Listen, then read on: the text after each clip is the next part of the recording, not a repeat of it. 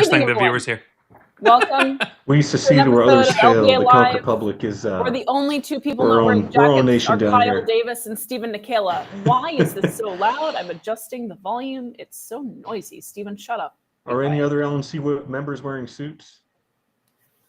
Boom. I think we're going to do suits versus shirts tonight. It's just you and Kyle, Stephen. I wouldn't. do wear suits. I am not wearing one tonight. Keep the camera off. No proof. I like Evan. For the record, you could all say you're wearing suits, and we never know. Red path.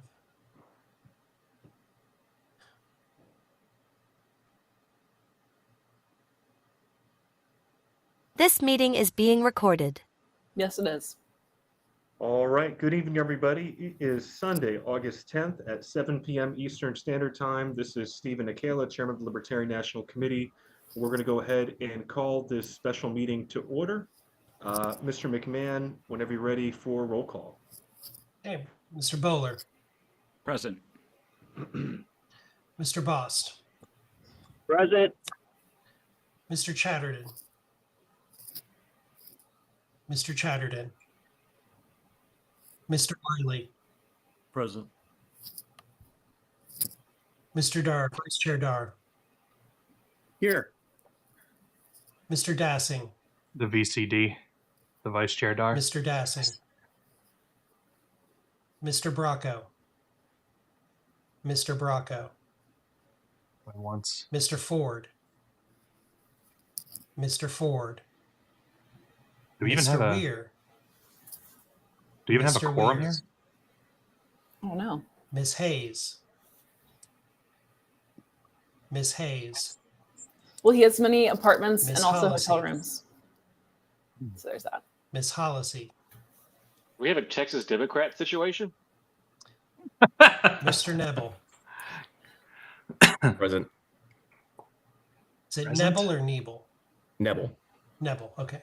Yep. Mr. Lamb. It's Knebel actually, but whatever. You don't have to pronounce the K in your Mr. name, I Lamb. guess. Mr. Martin. Mayor Lamb. Oh my gosh, nobody's here. Present. Mr. McGee. Present. We're gonna have a quorum, guys. Mr. Johnson. So I am region present. 1 and Region 3 are here. There's Meredith Hayes. I'll let you misspell Mr. Bueller that Nana. badly this time, Joe. But next time, straight to Gulag. Mr. Nana. Mr. Hirsch. If Mr. you guys would rather have chat on screen, let us know. Otherwise, We'll we'll put, put it, it we'll put it on screen, I'm when here. the morale improves. When we start getting more chat messages Mr. Thompson. that are about how Well, great yeah. we are. I'm here. Miss Cowhart. Present. Mr. Vinson. Mr. Vinson. Mr. Watkins. Fun story there. Rob was the only Mr. person Watkins. who did not show Chair up Nikela.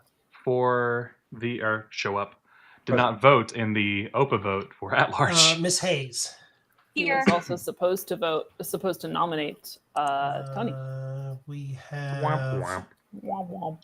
we do math here, 11 present, Mr. Chair. Eesh. 11 present. 11 present voting members. Including All the right. new 11 ones. present So voting, then, 6 are I missing. believe we have Keep it up, quorum. Joe. Keep it up. Oh, Mr. Chatterton just came into the room as well. Oh, here we go. Doesn't change the number. Got it.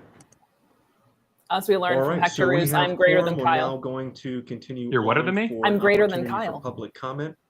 2 minutes from the gallery each. 10 minutes total. Is there any member of the gallery that is seeking to be recognized? All right, public Me. comment. Let's go. Mr. Bargainquast, you're recognized. What? Hey guys, Tyler Barnquist here from Louisiana. I just want to reiterate, I think that we should have open comments on these kind of I do too. interactions and going forward, Agreed. especially live meetings in person. That's all I wanted to say. Thank you, Chair. Appreciate it. I also Thank you, think that sir. the members should have voted. Yes, Is Joe, there anyone Joe, else that's true. seeking to be recognized for public Joe, comment at this that's time? literally false. She's literally one half of a Kyle. He's talking about in terms of just Going sheer once, Political and Mass. intellectual prowess? Going No. twice. Oh, then yeah, Going three quarter maybe of times. her. Hearing none, we're going to go ahead and close public comment. And we'll now move to the adoption of the agenda. I don't think I'm Good exactly Now one half of you. recognize a What? motion to I don't adopt. think I'm exactly one half of So you. moved. Mr. Chair, I have my hand Yes. up and I'm moving to amend the agenda. Dustin is the public comment now. All right, it is. Look at me. I am the Well, do public we have a comment second now. to adopt the agenda first? I would defer to Mr. I would defer to Okay. All right, Mr. Redpath, Redpath. recognize, sir. Yes, I would move to amend the agenda to make 3A where we go into executive session to move Exactly, New Mexico Joe. ballot access. That's not up that's not to be included 100% as- accurate. for there to be two topics. You don't know how much New I weigh. Mexico ballot access. You don't know how much I weigh. Possible One half of me. litigation, I- and but also that- It's a metric. LNC That's matters not- with the it- Federal Election Commission to make that both part of 3A in executive session. And will that be with Mr. Oliver? Mr. Hall. He has, I mean, I'm sorry, Mr. Hall, excuse me. Yes, absolutely. I'd like him to be in both. All right. All right, there was a motion to amend the agenda. Is there a second? second.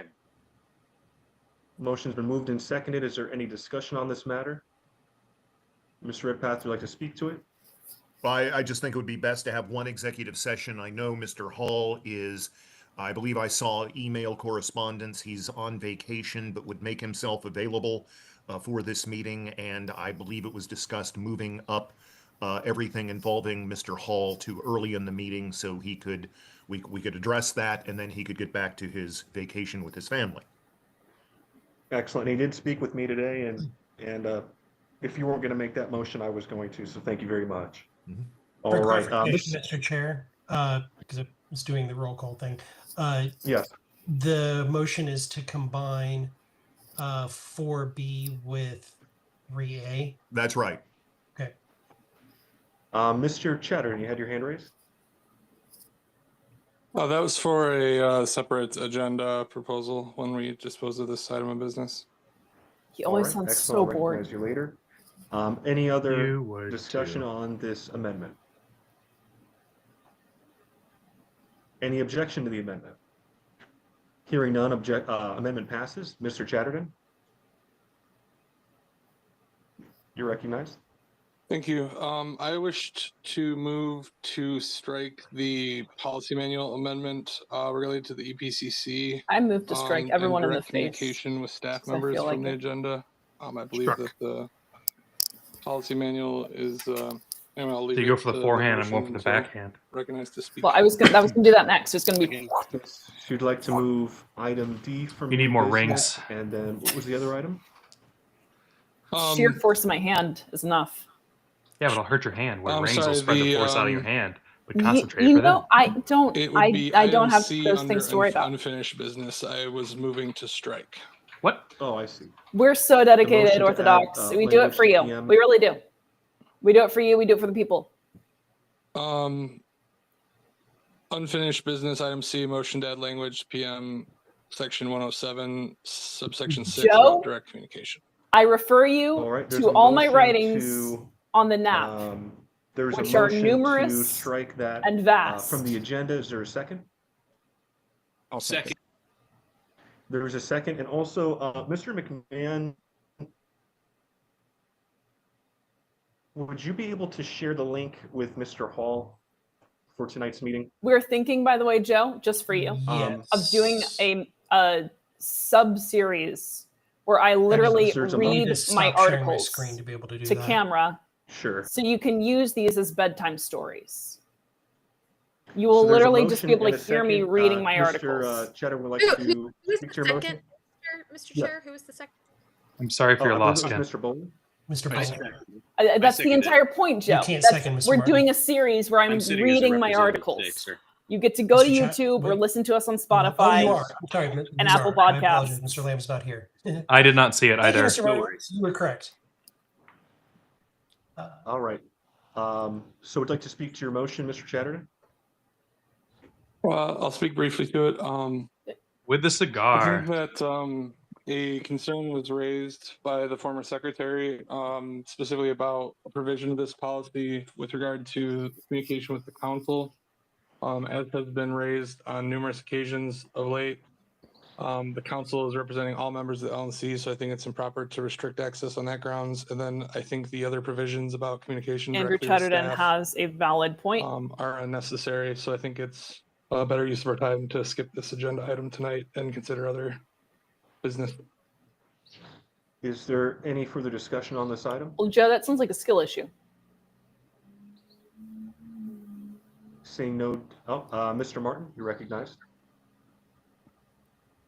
Yeah, I just wanted to say, echo some of Mr. Chatterton's thoughts and just say that it's important that we, attend our duties to be able to contact the members of staff that we need in order to do our jobs and provide oversight and get things done. And so I'd be happy to get rid of this PM amendment. I think that it's kind of, it's really not good if we want to maintain an open board. Our fellow libertarians, Martin and Chatterton, are correct. However, the backstory to this is that apparently our fellow libertarians, Martin and Chatterton, have been pestering council. Okay, That's good. not reason to I just remove wanna say, them from that. I agree that this PM amendment doesn't work.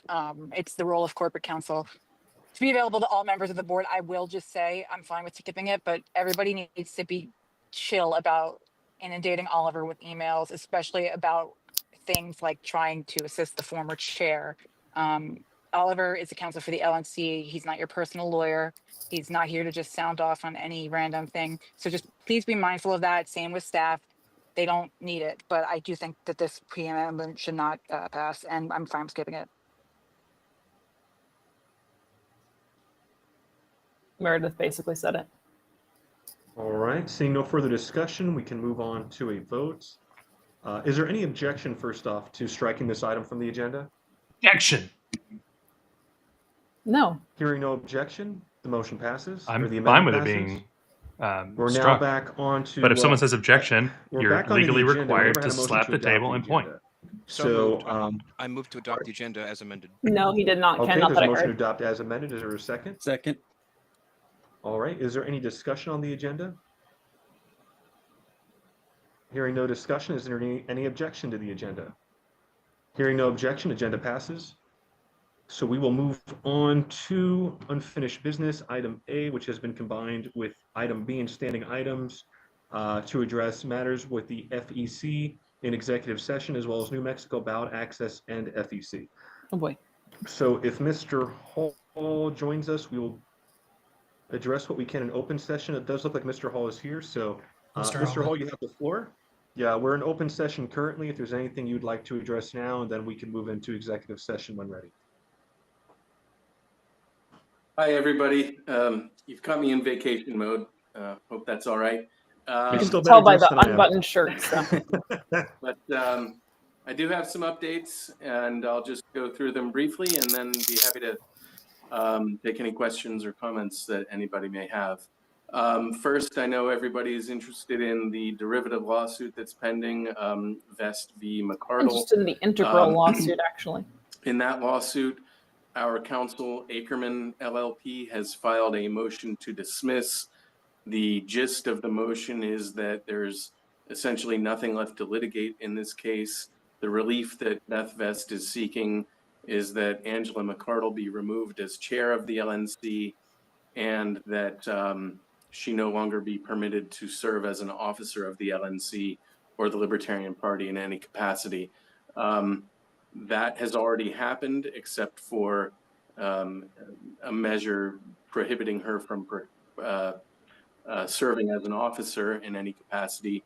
And we don't think that that actually can be effectuated. I mean, if the delegates re-elect her, then the LNC I don't think has any power to prevent that. But apart from that, essentially the relief that Beth Vest is seeking has already occurred. And so we have filed a motion to dismiss, making that argument, and that the court should dismiss the lawsuit because there's nothing left to litigate. So that's the status of that lawsuit. If there are no questions on that or comments, then I'll move to the next topic. Okay, then moving on to the next item, which is probably everybody on the LNC is aware that Karen Ann Harlos has filed a complaint with the Federal Election Commission just Karen Ann. against the LNC and against Team Kennedy. Anyone can do that, by the couple of way. other individuals Any of you associated members. with the more people file Team complaints, Kennedy the more campaign, likely and it I is to believe be looked Angela at. McCardle may also be named as a respondent. And just so we're clear, Mr. Oliver, we're still on open session. I just want to remind you if there's anything in executive that we need to move into. Okay. Then I will just say that the complaint has been filed. We were just served with the complaint a day or two ago. I've reviewed it briefly. I've already spoken with the LNC in an executive session about the issues that it covered. And so I'm not going to comment any further in open session about it. Do we want to cover New Mexico as well? Oh, Ms. Hayes, you have your hand raised? I would like to hear more about that complaint in executive session, please. If he wants to do New Mexico first in open session and then we can move after, that's fine with me too. I move that we move into executive session immediately. Second. All right, there's a motion and a second. Is there any objection to moving into executive session at this time? All right, hearing no objection, we will proceed. Mr. Secretary, if you know how to do breakout rooms. All right. So I would vote that we go to host chat for now and we bring things back across when they get out of executive session. No, I just want to stare at a blank screen. I mean, there will be people in here. You can listen to Jonathan Jacobs talk. See. It's tempting.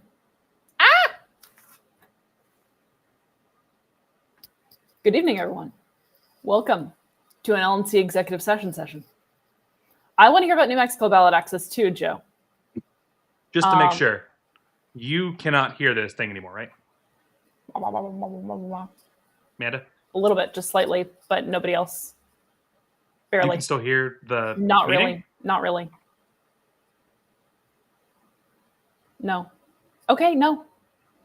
He doesn't know if I'm telling the truth or not. That's really funny. I do this with That's the problem. I'm trying to make sure it's right for the guests. the viewers. Can't hear anything. Don't worry. I can just hear with my mind.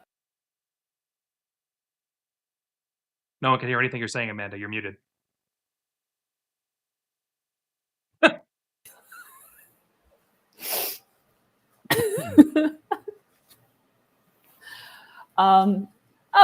Dustin, that's sweet. Although I guess it's not really much competition. So yes, we have our two new at-large appointees, which are Sam Bohler and Doug Knebel. Keep beating up the camera.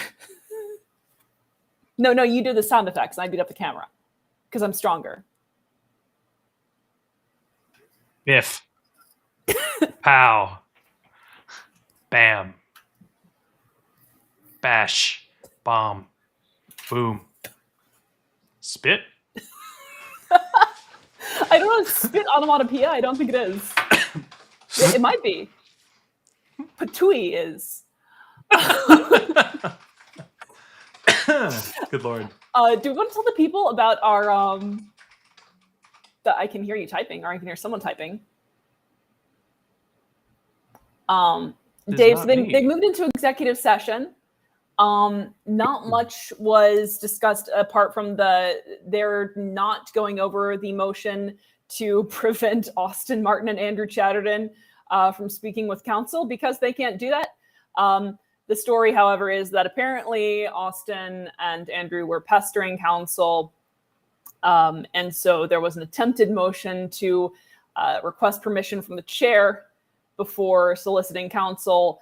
That has been skipped. So I am old Batman, Ken.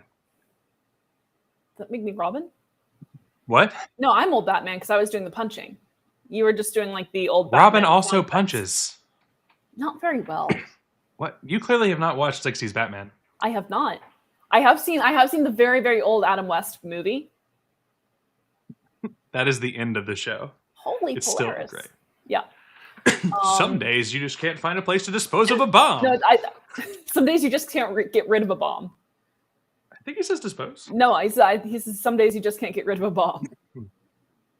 I think Kyle should tell everyone about the story that we found and just finished reading together.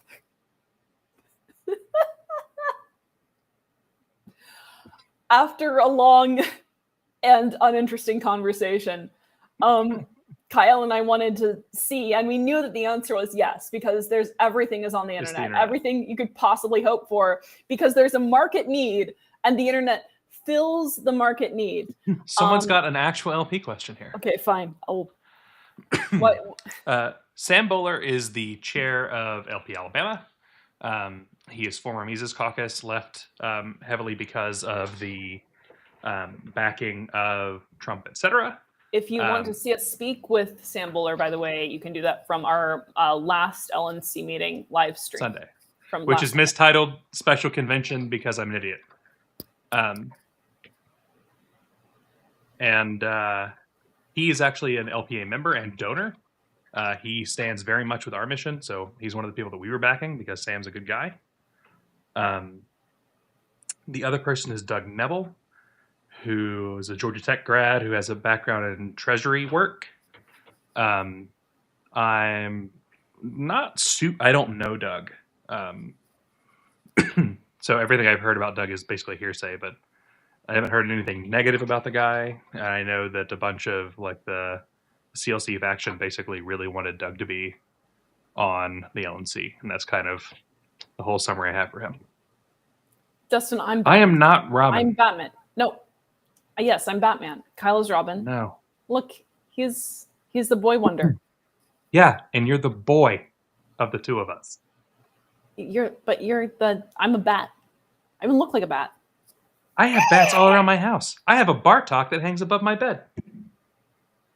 It's a stuffed Bartok. It doesn't count. No.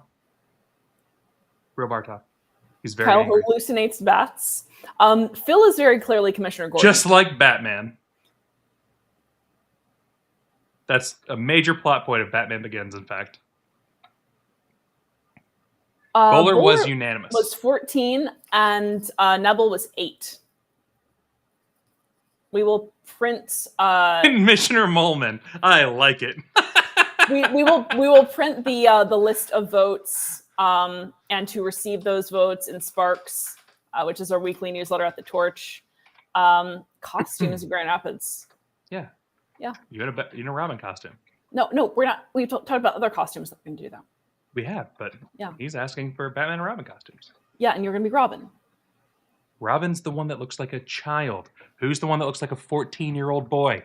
You keep on getting the age wrong. It's 12, and I said that I was really 9, and I'd gone through a growth spurt.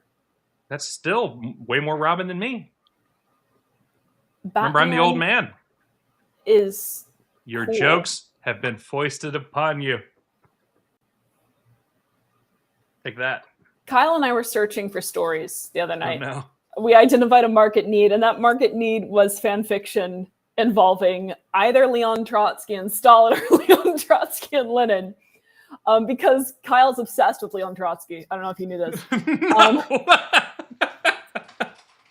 I talk about him because Kyle demands stories about Leon Trotsky constantly. I have to tell him stories. And so I told him, Kyle, I'm done telling you stories about Leon Trotsky. Go find a fan fiction. Okay, you know that one's a lie because she never says no to asking about stories for Trotsky. She always has another story about Trotsky. Yes, I know. And never denies if anyone asks for a story on Trotsky. But I got she's lying. Of you doing it. I got so tired of you doing it that I finally said, let somebody else do this. Let's look for fan fictions. And Kyle found a remarkable fanfic. It's PG rated, which is the most terrible part of all. There's only kissing. There's a fan fiction about Lenin and Trotsky. It's called Love and Communism. I strongly advise that everyone look at this fan fiction and just see what Kyle and I have been reading the past few days. Yes, the communism does work in the fan fiction, Ken, except I don't think that the writer had a very good grasp of communism because it wasn't usually discussed.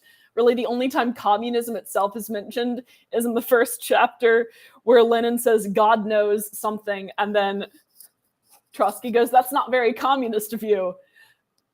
There's peak dialogue, Ken. I don't know how else to explain this. There's also kissing. That's the only thing that really happens, except there's one very feisty lip biting incident where Trotsky bites Lenin's lip outside of the Iskra headquarters. And it's fantastic. There's no rhyme or reason to the plot. It skips back and forward in history constantly, and including a death scene for Lenin. There's not a death scene for Lenin. Lenin doesn't die in it. He does not die so Kyle's wrong, because the death scene that he alleges is on March 17th, 1921. Now that was a death scene for some other people, but it was not a death scene for Vladimir Lenin. No, it takes place outside the 10th Party Congress. At any rate, it's wonderful. The author doesn't really know how to write about kissing either. We think that the author mainly got their influence from manga porn. So Trotsky is basically like little Japanese girl, and is constantly the phrase that is constantly used is pressed his lips against Lenin's. It's wonderful. There's lip biting, there's lip smashing, there's nothing else. So we're looking for better, less kind, less gentle fan fictions. And we think we found some, but this is, again, these are the depths to which I need to descend in order to satisfy Kyle's Trotsky obsession. Her exact words were, "We should switch to one of the ones where there's anal." I never said that. I did not say that. I did not say it. Absolutely. No, I did not. I did not. Those were not my exact words. Oh, my exact words very much were. Ironically, where's the butt stuff? That was days ago. I was so bored of the lips pressing that I ironically said, "Where's the butt stuff?" I did not say we should switch to one where there. In fact, you suggested we switch to one, and I said no. I want to hear the ending of Love and Communism, because I want both of those things to end. At the end of that, I want love to end, and I want communism to end, and I would like to get to the end of it so that we can stop talking about both these things. For the record, the chapter she's talking about literally ends with, "And just like that, it all came to an end," and that's supposed to be the close of the entire story. Because Lenin's dead. No, it all came to an end as in, like, the conversation came to an end. Lenin did not die at that point. Yeah, this is the same person that thinks Trotsky is a heavy smoker. I don't know what to tell you. No, they write about Trotsky smoking, but he's always like throwing the cigarette down. And as we concluded, Trotsky would definitely theatrically light a cigarette just to throw it down. That is absolutely something that he would do. And you admitted this. I was the one that suggested that. Yes, I know. So you there's no admitted? Yeah, you did. You admitted it. Aye. So this is what we've been up to. The best part of it all is that I have been programming joysticks, and then Amanda wants to hear about Trotsky's joystick. Those are euphemisms, by the way. Kyle's programming joysticks when he's reading about. Don't show people your joystick, Kyle. This is not my joystick. It's even better. This is Tom Queter's joystick.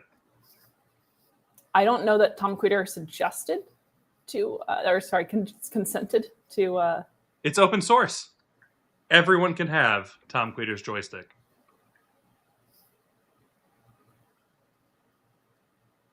No. Oh, yeah. See, they're in executive session. You're hearing about fanfic. And I don't think there's any place that you'd rather be.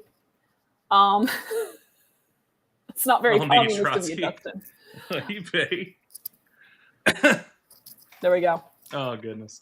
Yeah, yep. I'm the Trotsky-obsessed one, y'all. I do it because Kyle wants to see something nice. He wants to look at something nice when I'm off camera.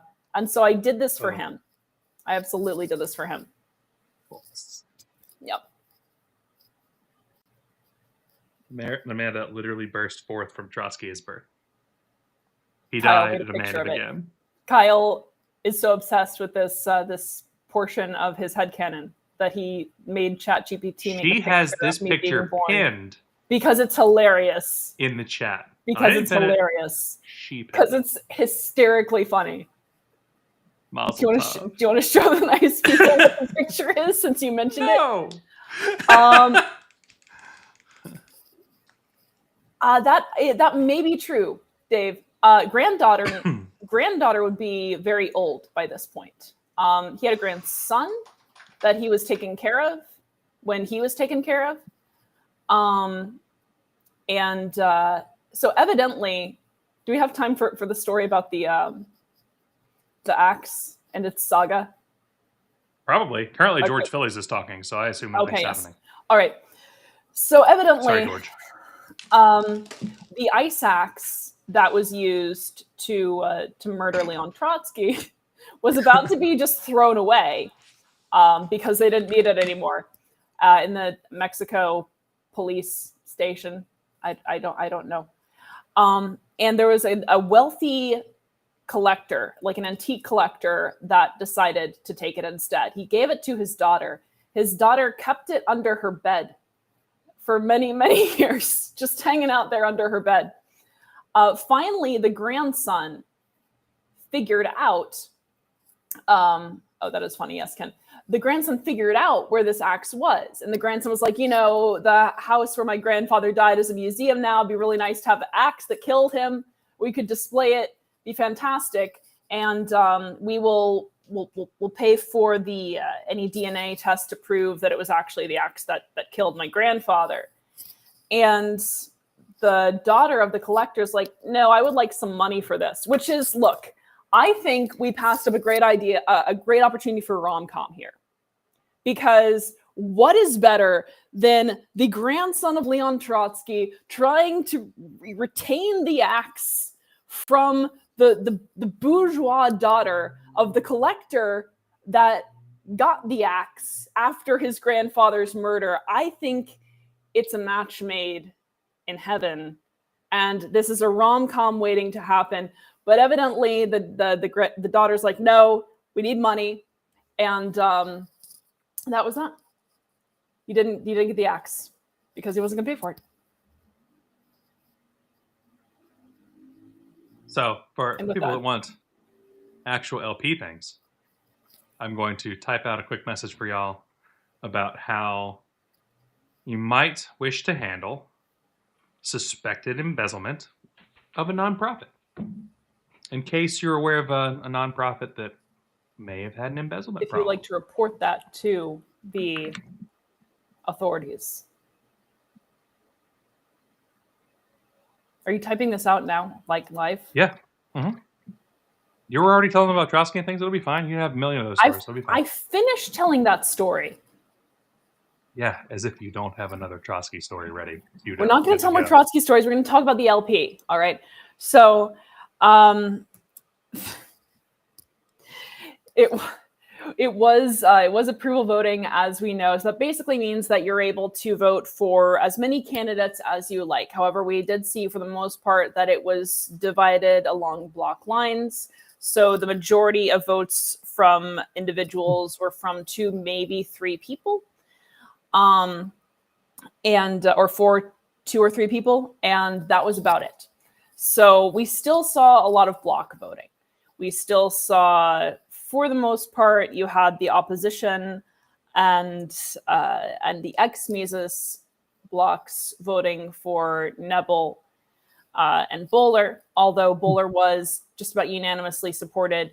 And then the Mises bloc heavily backed Weir and Martin, and then also did back Bohler.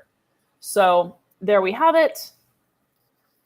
And all right then.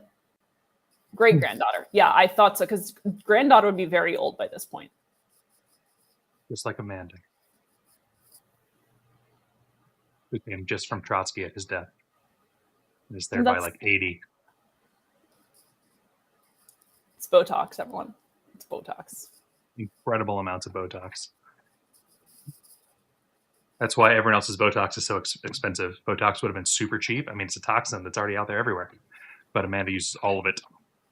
All the Botox. That's why you can't find any. There is a planned Botox shortage, and it's going to my face.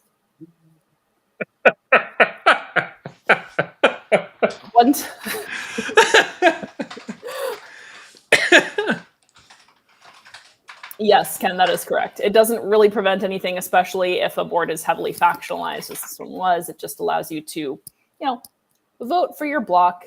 We had a lengthy discussion, however, on Sunday about star voting versus approval voting versus cumulative voting versus ranked choice voting. There's so many voting options to choose from, and you as members get to participate in so few.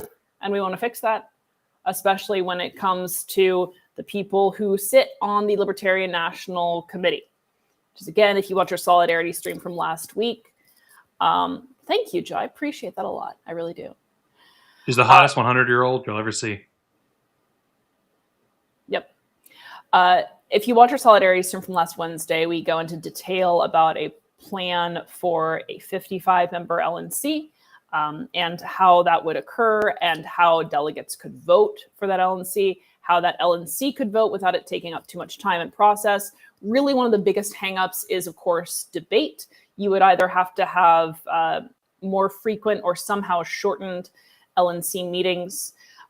And another great suggestion that we got from the audience was that committee reports should be published monthly, which is absolutely true, and more member participation in committees in general. However, the party belongs to the members, the party belongs to those who show up, and the entire point of our Solidarity streams is trying to talk about various policies and initiatives that will help members become more engaged in the party and more heard in the party, more empowered. So yeah, Joe is a strange person. Ranked choice voting is Ken's favorite. Kyle likes star voting. Kyle actually did give a good spiel on the virtues of star voting last Sunday, if you want to hear about that. Are you done typing? Give them again. Or I can, what I should probably actually do is write an article on the Torch explaining the different types of voting. And all people should write articles on the Torch. Specifically about types of voting. Yes. That's not a difficult one for you. Joe doesn't have to worry about literacy anymore. Between AI and voice to text, he'll be fine. Amanda's favorite is if you just generate shitty AI articles and just send them directly to her. I hate it so much. I hate it so much. Don't do it. So, as an aside, which you're allowed to go watch bylaws committee thing, so this is not like giving away something secret. There was literally a proposal today, and someone had used AI to write it. There are two proposals today, and someone had used AI to write it. And Amanda voted against it purely because it was AI. It could have been the greatest proposal of all time. Doesn't matter. AI, down. There are some proposals for which I would make an exception. All the people on bylaws are very, very intelligent and would absolutely be able to write very good proposals. Y'all heard that? It is. She just told you that I'm very, very intelligent. You heard it? No, Kyle wasn't there today, actually. So she said all the people on bylaws, not who was there today. On bylaws, in my mind, and Kyle's never on my mind. How about a bylaw keeping? Also, so LPUSA Watch, we are proposing bylaws that would do away with region reps and do away with regions entirely.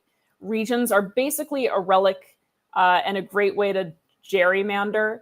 They have not been helpful, generally speaking, for the LP. And while we understand that the argument for regions is to allow smaller states more voting power, there are other ways to do that, such as by awarding delegates not just on the basis of membership or on the basis of vote share, which of course unfairly disadvantages smaller states and states where ballot access requirements are more stringent, but rather to award delegates as well on the basis of activism events, on the basis of candidate events, that sort of thing. These are easy to track, and you can also do this to determine eligibility as a delegate. So again, we are looking at the current problems that exist and trying to solve the problems that now problematic solutions attempted to address in a way that doesn't create those difficulties. And part of the reason that we're talking about doing this is because we want input from people, right? Again, the bylaws are for the members. The bylaws should be written by the members. And we want to share these with you so that we can get input, so that we can retool things, and we want to be very transparent about this process. The bylaws meetings are still public. But I don't think there's notice. So we'll work on that. Actually, no, that would be a good thing for us to do, is to publish the links to the bylaws meetings. I will actually make a note of that, so thank you. Some quack. You get a Trotsky salute. Nom nom nom nom nom. He always looks like he's about to make his hand eat your face. Kyle, keep people entertained while I write. Kyle. You can say words too. What? Where would it be easiest, you guys, for us to publish those links? We could publish in the Torch. We could publish on social media. You can do all of these things. I'm asking for their input. Put it everywhere. Cover everywhere. Give the people what they want. And ask him. What? And ask him. That's just what you want. That's just what you want. Every single time John Morrissey's in the comments, Actually, he asks for an ask him. He's asking you. The Nice. link to the bylaws committee meetings is recurring. So it's probably just we can publish it, publish the same one continually. They are every 2 weeks, except next Sunday. Oh, you don't know this, Kyle, because you were absent. Or within 2 Sundays, we're not meeting. I don't think. No, wait, we are. We are. Just kidding. I was going through the meeting in my head. Apparently, she was also absent. It was a long meeting, but it was actually a productive one. A lot of different things got passed. And again, since it's a working committee, amendments can be revisited, proposals can be revisited, and that's what we would like to be able to do. If people see things that they'd like to change, we want to be able to bring them. We've already done that with one proposal with regard to member-based recall. So again, we're committed to this. We're committed to making this your process. Public Lister website. We do not, well, we have the LPAlliance website, we have the Torch, and we can also do that on social media. So we can get that for you. I could probably post that into the chat, but that'd be too mean. What? What? I thought you typed me something. Never mind. Typed you something? Yeah. You looked like you were going to type something. You get no words. I clearly don't. Give the people some words. Speak words. Got a new server coming. I'm really excited about it. It's got 4 nodes, bro. Powerful nodes. Kids excited about it too? We're supposed to be more exciting and more educational than the people who are speaking from the peanut gallery right now during the LNC meeting. Where are bylaws being discussed? Bylaws every other Sunday for 2 hours. Yes. We have also discussed bylaws proposals on our Solidarity streams on Wednesdays at 8 p.m. Eastern. And in general there, we talk about new initiatives for the party, ideas for what the party's mission should be, and how to better fulfill its mission as it currently exists. And those streams are not just for us to like spew words at you. That's also to actually get your input and to get your thoughts, get your contributions from the Torch. Is the server there yet? What was that the thing that FedEx? Yes. Okay. Kyle has a story. Oh, I'm so mad. So, I got components for a new server build, and the last major part, which is the chassis, was supposed to be here yesterday. The chassis being the main actual box that everything's in, and the motherboards and all. And FedEx told me it'd be here yesterday, so I made sure that at all times, either my wife or I was home. I get a notification that the package had been missed, and they have taken a picture of the road outside my house and a little bit of my driveway where they had not stopped, which I have security cams. I have this. They had not stopped. They had literally driven past, taken a picture of my driveway. They driven past, everyone. I said driven. You said driven. I think you're crazy. You did. You said driven. We'll check the tape. We will. We'll tip. Driven. But Kyle called me about this. He was so livid that he called me about it. And I was like, how is this your first experience with this happening? It's FedEx not. is famous for this. It's not my first. Entire Reddit subthreads dedicated to this. Subthreads. She knows how Reddit good. She's Reddited many times. You know, I'm not upset that I don't know a whole lot about Reddit, actually. I'm not either. It's just weird to talk on it. So, Our FedEx is really bad. I always hate when anyone's shipping anything to me from FedEx. Kyle would rather get it from USPS. I would. I would rather the tyranny of USPS continue to exist over having to deal with FedEx ever. That's how mad I am. That's my least libertarian take of all time. And I don't want USPS to exist, but I want FedEx to exist even less. So one time they drove past, and what was in this package was fragile-ass electronics. And they literally frisbeed it out of the truck into our flower bed. Another time, we had someone living in our spare room, and he had bought a nice gaming chair. He had saved up his money, used his entire, like every extra amount of money he'd had for literally 2 months had been saved for this chair. And they pulled up outside, decided they didn't want to deal with pulling up my driveway, and rolled the chair off the back of the fucking truck at the bottom of the driveway and left it there. I hate FedEx. As far as the server specs, 4-node, each node having 512 gig of DDR4. It's running 8168 Platinums. I convinced Joe. Meaning that she doesn't know how to read anymore. Sleep. And every node having 2 25 gig drops on it. It's going to be great. Delectable. Kyle says delectable a lot. It's kind of weird. So there's that. Amanda's just afraid of being delectable. I don't even know what that means. I know. That's why it's so good. Oh, dear. So yeah, that's the server that Kyle missed, and that missed Kyle.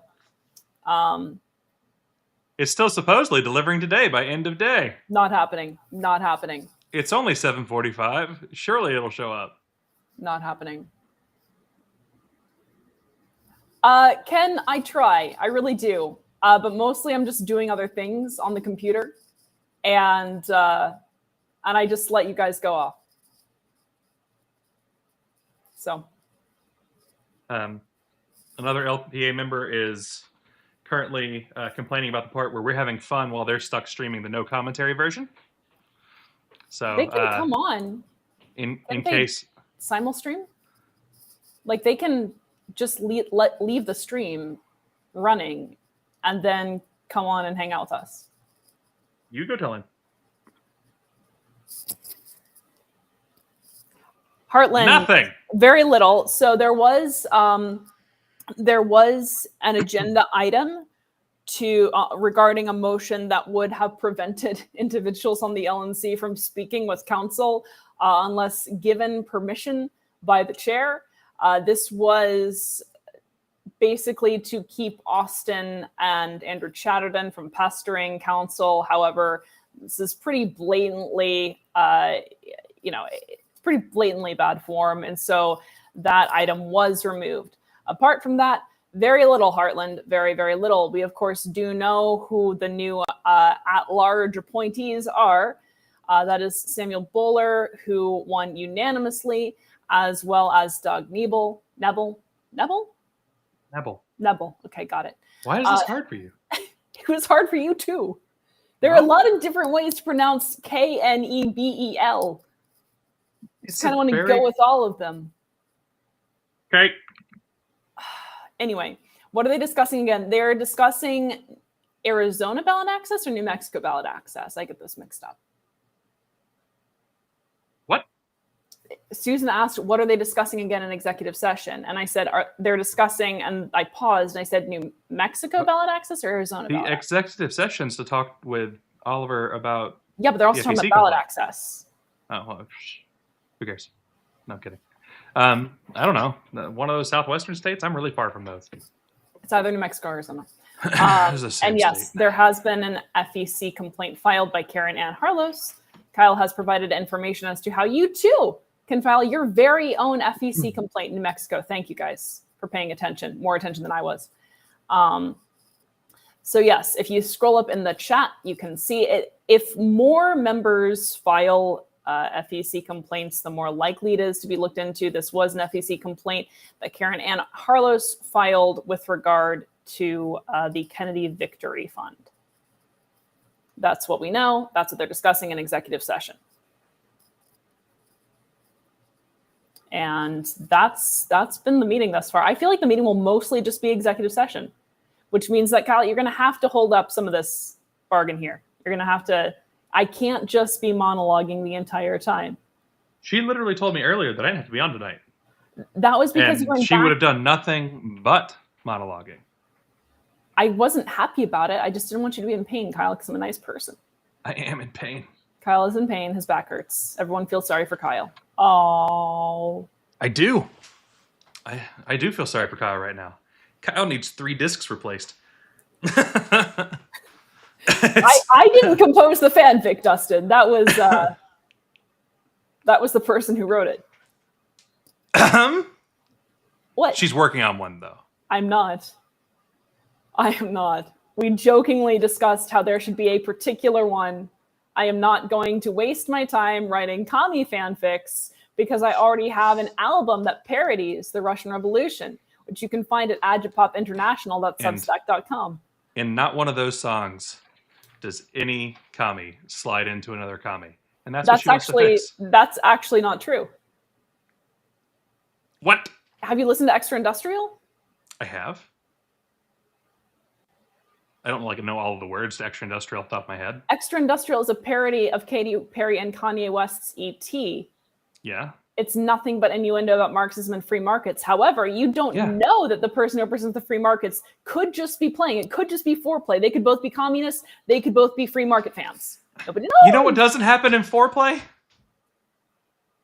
Sliding in. It could be role play. Maybe the sliding in is foreplay for something even greater. No, I got kidnapped today for 4 hours in a situation that was no fun. And then I yelled at him for getting kidnapped. She did. I'd do it again.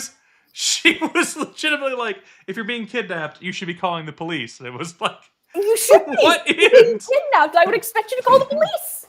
Yeah, I'm going to call APD, Atlanta PD, and get shot in the car. It's a terrible idea. You do not call Atlanta police for anything. You are actively dying, don't call those police. Call the firefighters. They're a better chance. Okay, should have called the fire department. The firemen just rolling up beside the car we're in with an axe, hacking the door off and reaching out with a hand to pull me in.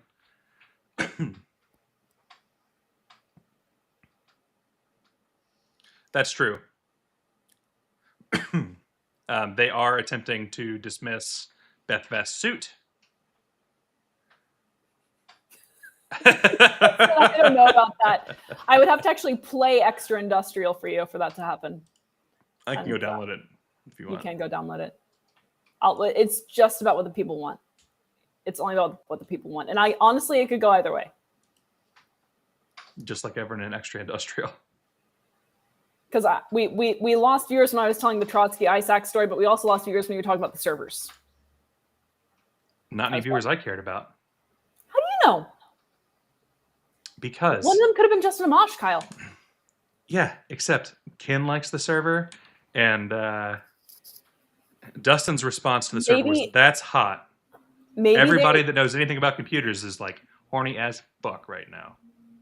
Maybe they were server fans and they thought that you weren't explaining them adequately.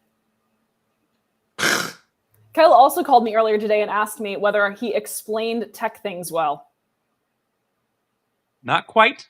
I asked if I explained them poorly. See, she's being positive. I was being negative. He wanted reassurance.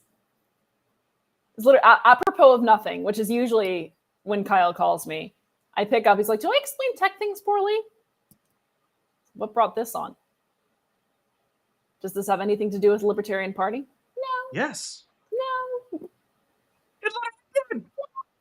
It had to do specifically with Tom Queter's joystick. Can you please not wave Tom Queter's joystick around in front of the camera? What about the controller? Dustin, that's funny. I think that's very funny. You see what Dustin said? I'm not loud enough to be a server fan. You also need if there was a single server fan, so you just had the one frequency, you could deal with it. But there's never one. There's always at least 4, and they're never the same because no one cares about tuning the sounds for servers. And so instead, it's this horrible discord. A cacophony of discordance and pain. Sounds like your life right now. Liberal Party is still a thing. Yes. They're both celebrating that apparently they have ballot access in new states, but also their chair was talking about how maybe they're dead. So I don't really know what's going on with the Liberal Party. I think Angela McArdle should take over the Liberal Party. I think it'd be fun. Oh, gods. That would be hilarious. I'd pay to watch that, honestly. I'd honestly pay to watch Angela McArdle take over the Republican Party. That wouldn't make it any different. They'd lose all their money. It's true. And once they're out of all their money and they've lost 2/3 of their members, they're probably dead. Just the ideas wouldn't change them. They don't have any ideas. Ken doesn't hear... Yeah, that's exactly...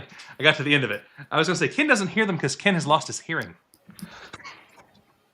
From fans. From the roar of the server fans.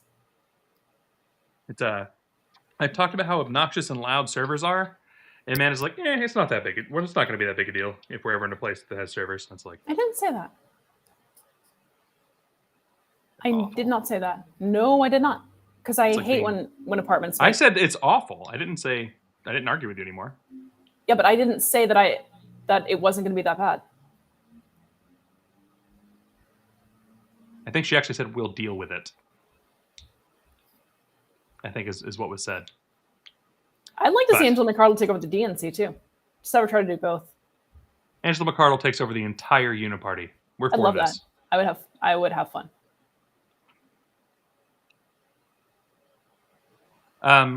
So, Dave, on this one, LPA has actually been working. We've got a lot of people in Iowa right now.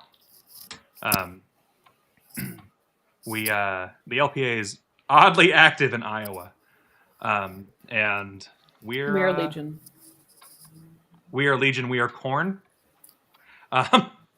It's Iowa. Everything is corn. Yeah. First Corn Legion, advance.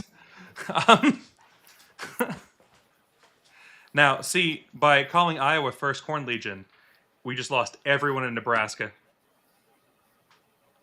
Sorry.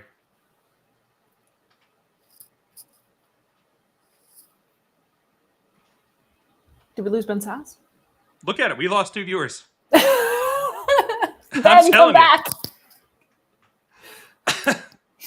It's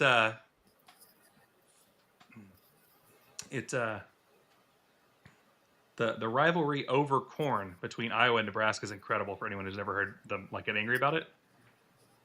It's the only time I've ever been interested in people arguing over corn. And it's not about the corn at that point. It's because they are so mad. The passion is fascinating. Is this what drives you to the Libertarian Party? It's not about the ideas. It's just that everyone's really, really, really mad about them all the time. It doesn't hurt. But it does. It's very painful. You're in pain right now. I am in pain right now, which is why I'm kind of leaning back more than normal and holding onto the desk.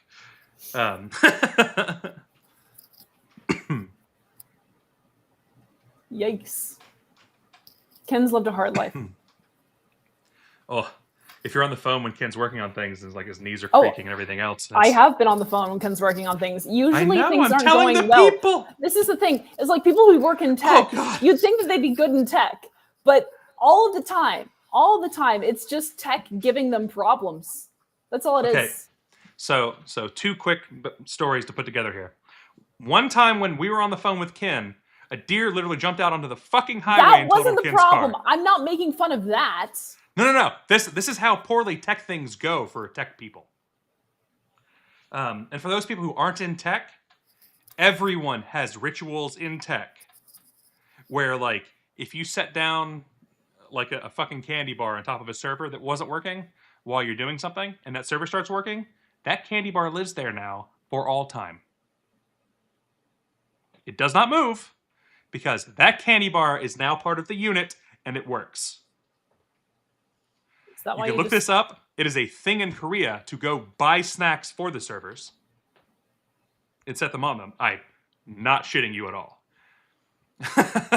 It's Snacrifice. Snacrifices. Yeah, snacrifices. It if there's a certain cord that when you plugged it in after things weren't working, that one works, that cord lives in that machine now. That's how it goes. It is one unit, inseparable. Is that why you keep hanging out with me? Because one time, like, you were talking to me and something worked right? That sounds oddly dirty. That's not how I meant it. That's not how I meant it at all. See, again, Kyle has a very dirty mind, and that's why he wants the fanfics. That's why Kyle demands something worked well. Fan fiction. I meant something tech-related worked well. Amanda has been on the phone with me when I'm upside down and in a computer. It's awful. I've given him advice for how to fix it. I don't know that he's taken it. Have you tried restarting it?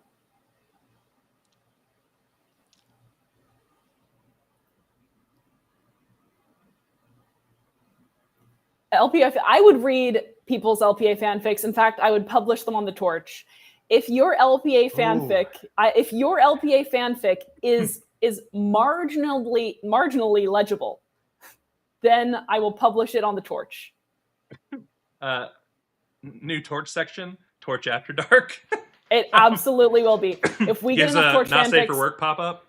But I will tell you right now, there's an LPA fanfic and I can read it.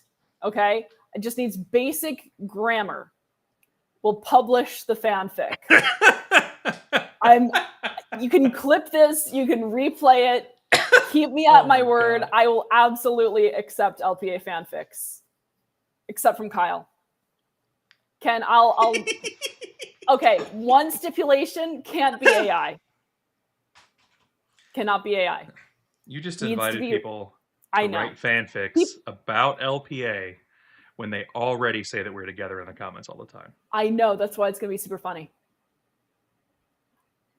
I don't know that's going to happen, Dustin. I'm just going to be really entertained by it no matter what. I might not even be in the fanfics. It might be about like Phil and Rose. Who knows? It could be about Jake and John or Austin. They do have a Sarah. good ship name, don't they? Yeah. Froze.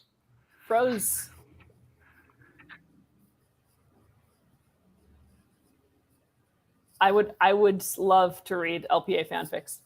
Amanda's already writing one right now. And I'm not. She is. I'm not. She's going to write an entire thing about me and Truth. Just wait. I don't have any desire to do that. Kyle has no relationship to Truth. None at all.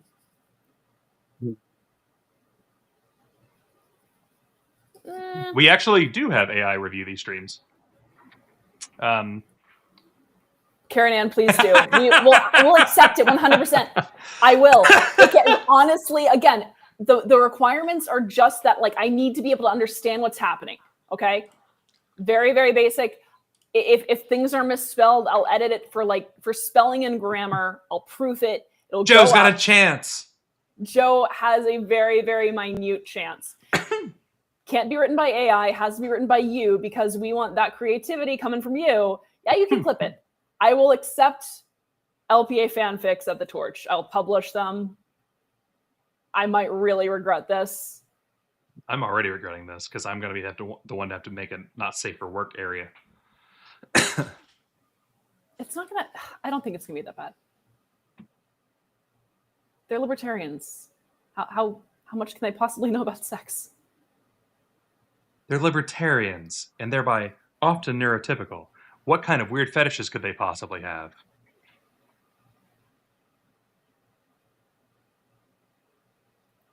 That's good, Karen Ann. Happy to hear it. Again, we get more than 4. It's automatically a section. LPA fanfics.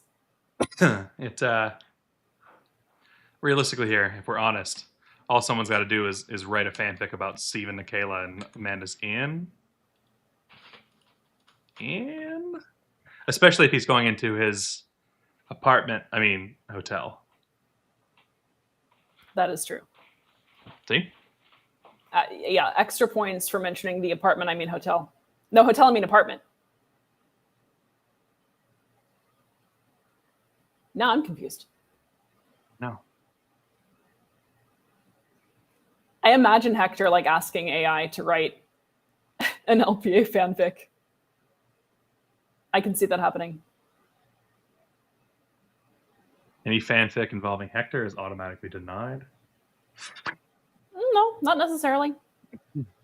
If I determine that it's most likely that he wrote it, it's going up. We've published something by Hector before. We published one thing.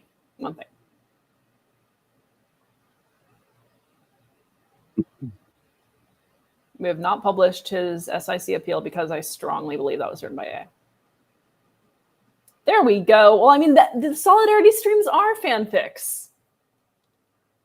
And we do publish proposals as well for party policy and such on the Torch. Kyle, why don't you throw that Torch QR code up there? What's the Torch? The Torch is our multimedia movement journal for Libertarian and Libertarian Party news, discourse, and debate. It's just over 1 month old. It is Babby. Sorry. Kyle recently showed me the How is Babby Formed clip, which I had never seen before because I have very limited meme knowledge. So now every time I say Babby, I have to laugh. How is Babby formed? How is Babby formed? Yes. So yeah, go check it out. And we are always accepting new submissions.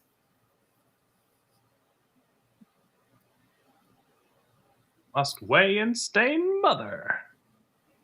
You quoting memes is not going to help the ratings, Kyle. I bet it will. No, we just lost a viewer. That's because you were quoting memes. No. I just echoed you. I was quoting you. Oh dear. That's true. Yeah, I'm not even thinking that they would necessarily be sexual. Yeah, she is. No, I'm not. Telling you, make one about Stephen and Kayla, get published instantly. Doesn't have to be sexual. Bonus points for non-sexual LPA fanfics, everyone.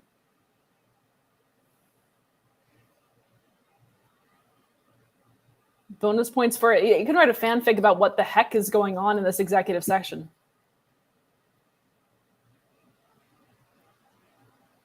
That would actually be very funny. Just call it executive session or executive section. Sexecutive session. Ken, that might be true. We don't know.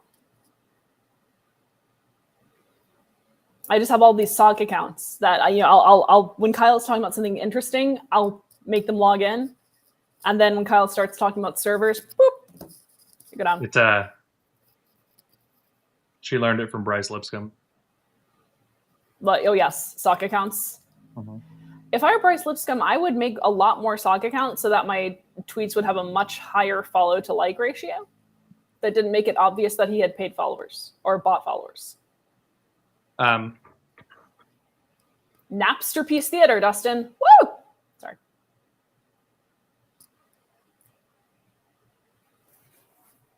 Mazel tov.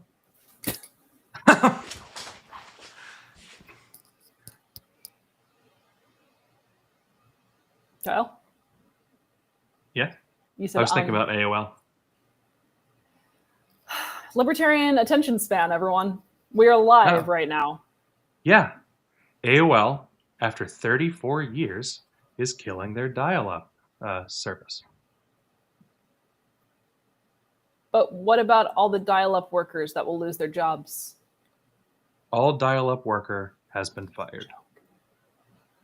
Did you not hear me joke back? Okay, I did. It's just very hard to tell when you're joking because you're so really funny. I'm gonna record a call for once and hear how many times Amanda giggles and just upload her giggling. Giggles. I said giggles. You don't know that I giggle just to keep your camaraderie. The people will be the judge. then they'll judge me as a very, very good actor. Bill Clinton going door to door to Libertarian houses telling everyone he's a registered sex offender, but it's written as Dr. Seuss. Adam, we'd publish it because I'm a woman of my word, Adam. I'm a principled, virtuous woman of my word. Adam, I'm just saying, if he doesn't knock on Tom Woods' door in this, I'm going to be mad. AOL still exists. It will die in a month. AOL dial-up is still a thing. Can probably auction them off, Joe.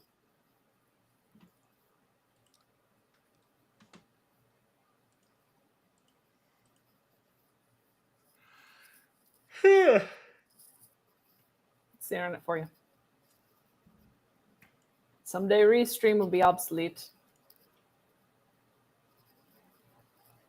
I mean, you could argue that it's already obsolete. We could be using OBS and doing a whole bunch of fancy You'd shit. be using a whole bunch of different things, yeah. By the way, we are in the process of uploading our entire live stream suite to Spotify as well as Apple Podcasts. And it takes like good 10 to 15 minutes to get one of those uploaded start to finish. So it's grunt work. But we do it for you. That's why Amanda's doing it. Grunt.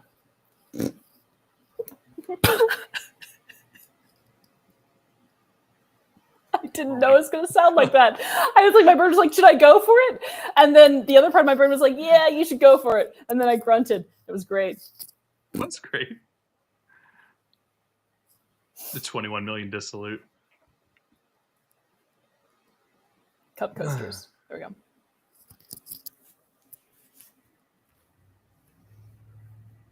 So yeah. We'll accept many things. We'll accept art too. Art, history, music, anything. We'll accept drawings of Kyle not helping me out at all with this live stream and just watching things. Are you playing your capybara game again? No. By the way, hello people who just joined us. They're in executive session right now, so we're just waiting. I have made a promise that the Torch will accept any and all LPA themed fan fiction that is not written by AI and that is at least minimally legible. We will accept it. We will publish it. Now my capybara game's open. I had not even thought about it. Kyle has a capybara game that he plays to torment me. It's not even, it's for people who are so lazy that they don't even want to play games. They just watch the game being played. It's like when you're sitting at one of those restaurants that has the car games and nobody's playing the car game. And so you just watch the car driving and you see that's what this is like. You just watch it not being played while you're waiting for your hamburger. And you're just like, hamburger? Look, I don't routinely eat hamburgers. I don't routinely say the word hamburger. I kind of forgot how it was pronounced for a second. Hamburger. It felt unnatural on my tongue. Amanda went down to Texas.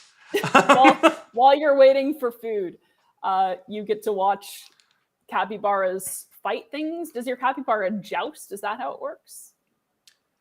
I guess you could call it jousting. Because he sent me screenshots of this game, again, specifically to cause me pain. And it's called psychic damage, Amanda. Yes, and I'm suing for them. So you're a capybara, but the capybara is wearing, I think Kyle claims this is a bear suit. It actually calls it a frog suit. But see, I thought it was a frog suit.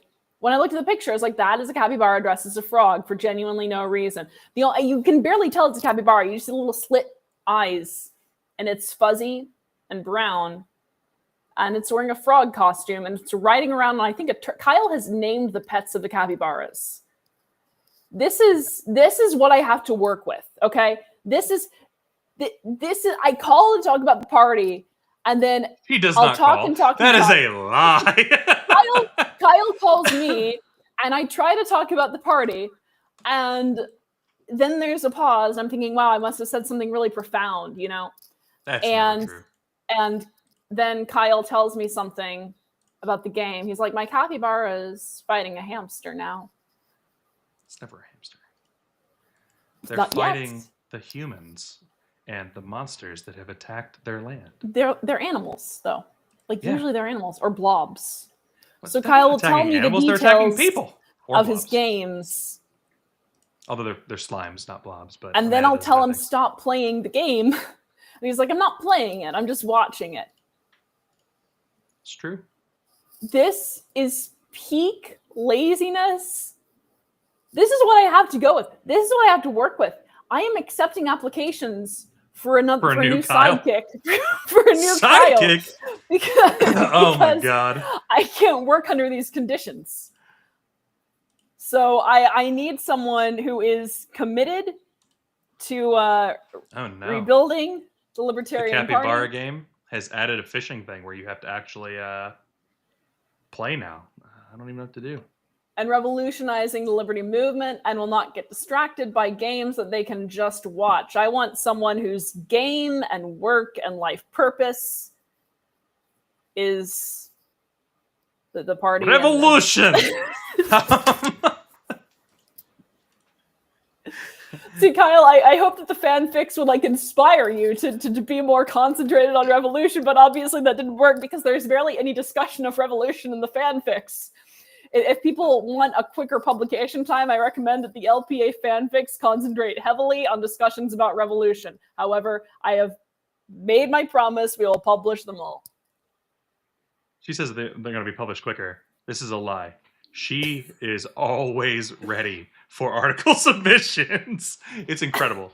Like, someone sends an article and she has read it, partially edited any of the problems that are there, and sent back to them on like, hey, look, you may be stupid.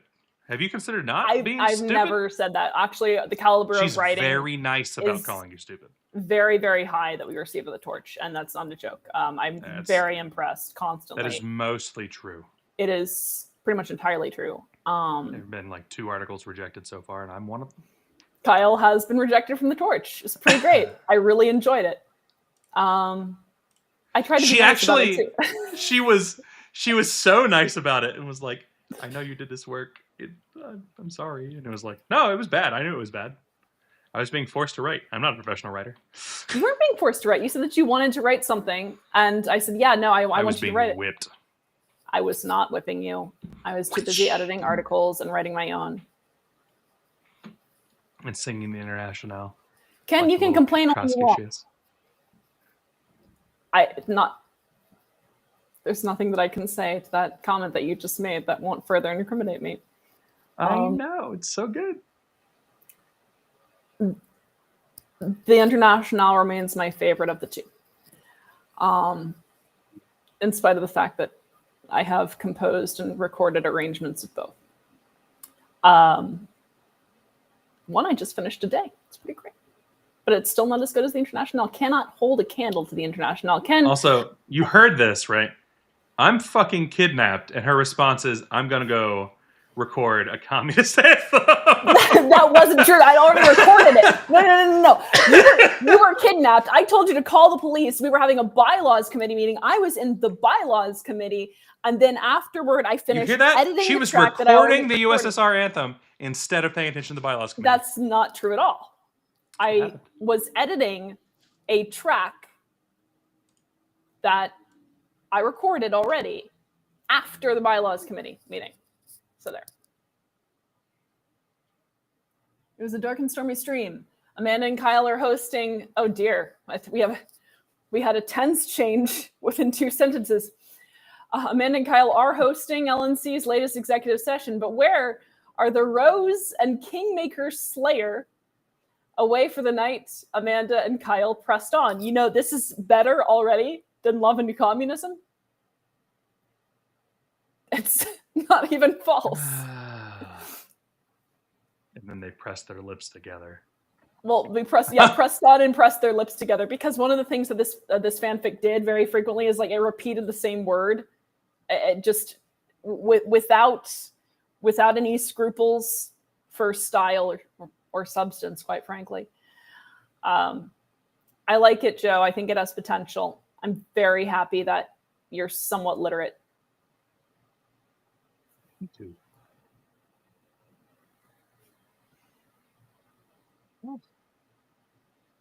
Ken, a rule is a rule. I never said that. She rules the torch with an iron fist. I do. Well, maybe, Joe, you should try deciding on a tense and pick it. Did it happen or is it happening? Both things can be true. Yes. It was a dark and stormy stream, just like a random fact about something. Amanda and Kyle are hosting LNC, so maybe it's just, we move forward in time. It had been a dark and stormy stream. Past perfect is a thing, so there is that. But I accept it, Joe. I accept it. That is still legible. Ergo, if it continues, will be published. I'm excited for this, quite frankly. I'd like to have dramatic readings. We got a lot of viewers when we did that. We could do a dramatic readings of the fanfics that people read about LPAlliance, featuring the characters in the fanfics. How great is that? You won't get that with a Lyndon Trotsky fanfic now, will you? You kind of did. Well, when you maybe do voices. Didn't make you do voices. You did the voices. Strangely, Trotsky was American. Everyone else had the same Russian accent, including the women. I don't, Joe. I don't regret it at all, and I'm excited for this. Kyle's playing his capybara game, guys. This is the infuriating thing, as I'll be talking with him, and I just know that he's watching a capybara joust against slimes. That's a coherent sentence. That is a coherent sentence. It's awful. The most exciting thing about that is that means she's been listening and has learned about this game. I've destroyed her mind. I've tried to relate to you on the only level that you understand, which is a level about capybaras and slimes. It's the levels of this game. And that's all. This is Amanda telling you all. I am attempting to be human. How is that even marginal? That's not even human. It's a game about capybaras and slimes. What? You're attempting to relate to me on the only level I know. Yes, human has a strategic maneuver. I'm telling you, she's a robot. See? Looking for a new revolutionary partner, everyone. Accepting applications. We'll publish the applications on the torch as well. How Wiley screwed up their fundraising ad. I think we did. We did. Wiley gave the wrong date for their casino and then sent an update giving the wrong date again. A different wrong date for the casino. Because Jim Wiley is not a man who enjoys calendars. Jim Wiley is anti-calendar. Jim Wiley's against big calendar. Adam almost had it exactly right. Because Adam has not heard the new ending to the Leon Trotsky song. So that is almost exactly what happens. What are you doing? Are you doing what I think you're doing? Yes. I'm playing capybara games. So okay, paying good. attention to you. Correct. I make lots of Invader Zim references, and recently, Amanda does not know Invader Zim is a rule, but I recently sent her "Bow Down Before the Powers of Santa," and now every once in a while I get stuck in her head. It's excellent. That's honestly why I record renditions of SFSR and USSR anthems, just to get the Invader Zim out of my head. His jolly boots of doom. Joe, so Jim Wiley is once again an LP member, as we reported on the business list. His membership did lapse, but that's very normal. Everyone's member lapses sometimes. Didn't exist. Everyone's member lapses sometimes. His lapsed at birth. He became a national member to be on the LNC. He did not know, supposedly, that you have different membership for state and national. Which is honestly, I think, fair. I am the type of person who does believe that you should be a member of national. If you're a member of state, that should automatically happen. I mean, because states are chapters, should be chapters of national. I agree with this. Kyle agrees with me. Often You do. too could agree with me on things. If all you do is play capybara games, you won't formulate arguments and retorts to my very, very brilliant theories. You hear that? She just encouraged me to play the capybara games. To agreement. No, I don't. Because it's much smoother when you agree with me. Right. You said that if you play the capybara games, you will no longer argue with you on your brilliant ideas. You don't. Correct. So the capybara games have just worked. It's fine. No, because you don't argue with me usually anyhow because I'm right. Oh, that is false. I argue with her all the time. And I'm still right. And I'm still right. And routinely we'll get calls later that tell me that I'm right. That's true. Bylaws, yes, many, Joe. That would be one of many. Again,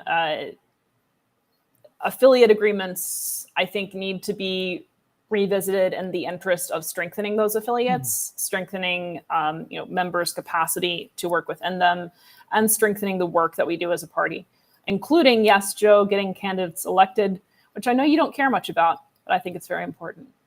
I know that you don't care about it because you're not willing to do the things that would help get candidates elected, like activism. But I care very deeply about getting candidates elected. So I care about all the other measures that get us there.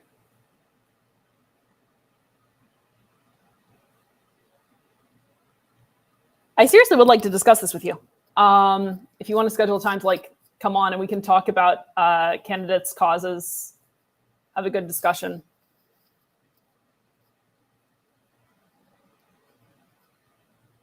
And all Kyle is doing is playing capybara game. When two bylaws committee members say this should be a thing and aren't writing these down, because we are writing them down, actually. We've already written some down. We are continuing to write some down. And again, this is about getting your all's input. So that is something, Joe, that we have indeed discussed. What? Getting whose input? Your all's. Even when she wants to refer to the collective group, she still goes back to Russia. Just talking about the fucking mountains instead of the people. Y'all's input, not the Ural Mountains' input. I want to hear from the Ural Mountains too. Mountains matter, Kyle. Hashtag all mountains. Hashtag let the mountains speak. But the funny thing is, mountain 2. I actually have come to despise pictures of mountains because these are like the only things that are available that are royalty free. So if you build a website, usually all of the demos just have pictures of mountains. So I'm traumatized now by pictures of mountains. That is true. So for the LPA member that is currently streaming the clean stream, tonight's meeting is scheduled for 3 hours, and we're already 90 minutes in. Still executive session. The more you know. Fantastic. Where are you putting the in? Y'all, what? Oh, the apostrophe. There are 2 apostrophes in y'all's. Yes, that is true. But again, if it's possessive, or rather, if it's plural possessive, it goes after the S. Which, yeah. The question he's asking, is it before or after the A? Oh, I see a Stephen and Kayla. Of course it's before the A. It should be, yes. You did do that. Yeah, So. yep. Yes, I'm just a participant. Okay, well, yeah, it was just fine and dandy in here. Joe, you try building websites and not hating. Privilege, Mr. Secretary, could you please share with us the agenda on screen? We don't know his real name, Joe. Pat Ford showed up. Hi, Pat. Ken says hashtag West Virginia, which just means that Ken's thinking about going home. All right, and assuming we've all made it through the wormhole, that definitely Mr. sounded like McMahon, whenever you're wormhole. ready to restart the Assuming recording. we've all made it through the wormhole. Point of order, Mr. Chair. Just Look, make that's sure everyone's that goal the in board life. understands Fanfic. that the agenda was amended, so that okay, so it's being done. Okay, never mind. I retract my point of order. Oh, need to plug this in. Point of personal privilege. Point of personal privilege, Mr. Boss. Yes, I would like to apologize to the committee for the delay. That's quite all right. No need to apologize. Mr. Ford, are you good I with it for literally now so that gifted I can, Amanda a do some other charger things so in the she meeting? wouldn't have to plug in again. And what's Can I happening stop right sharing now? my screen for a moment, sir? Yeah, absolutely. I'm all set. Pat, do you want me to send you a copy of the agenda? No, my only concern, Mr. Chair, is I have a flight that I thought was going to be fine. And I do want this meeting to never end, but if there's any possibility we could speed up the convention oversight report, it'll be public, it'll be brief. I'll waive any confidentiality I have and do a direct to email with a couple numbers that I want to send the board. But I would love the opportunity to talk sometime within the next 45 minutes. Just as a point of certainly. information, Mr. Chair, the meeting was being recorded the entire time. Oh. I never hit pause before I left. So whatever you guys were saying about us when we were out of the room, we're going to know. You guys may have saved us some YouTube subscribers. Every time we live stream a meeting, we lose like 50 of them. So if you guys are entertaining, we might have gained some. You never know. Well, we weren't on YouTube. We were not entertaining at all, so I don't think we made any. It was really not entertaining. So whenever you're ready to call us back to order, Mr. Chair, you can go ahead and do so. All right, it is Sunday, August 8th, or excuse me, August 10th at 8:31 p.m. I'm calling this meeting back to order. Stephen apparently We also are needs a briefing from calendar. Executive session, and we are now on to item B under unfinished business without previous notice, the audit committee report and update by Mr. Bowen. Mr. Bowen, are you joining us? I am here. Can everybody hear me okay? Loud One and clear, sir. clarification, Mr. Chair, it is with notice. Oh, it is with notice. Without previous notice, it's postponed from previous meeting, which would mean that it had Thank you. notice. I apologize. All Okay. right, Mr. Bowen, you have the floor. Thank you, Mr. Chair. I hope you can hear me okay. I'm having some internet issues earlier this evening, probably thunderstorms in southern Florida, which I know Mr. Chair knows about very well. I'll be brief. The audit is completed. We did actually submit a amended audit report.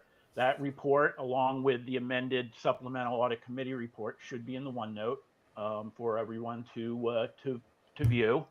The audit report is public record. There's never anything confidential in it. So if anybody wants to take a look at it, they can request it. I don't think we posted on the website, but it can always be requested from the executive director or the LNC secretary, I believe. And it is good to go. Cal, because my charger's in a different location. Colleague and friend, so to move it over Doug here. Knebel was on the committee. You have two with chargers. me, as was Kathy Yanaskevich before Waiting for a job cut. she resigned earlier this month, I guess it was. And the reason we had to do the adjustment was there were some issues with estimates. I'm not going to get into the weeds on that. I don't want to bore everybody, but basically organizations, especially nonprofits, use pretty much significant estimates from time to time. They buy products and services that may overlap certain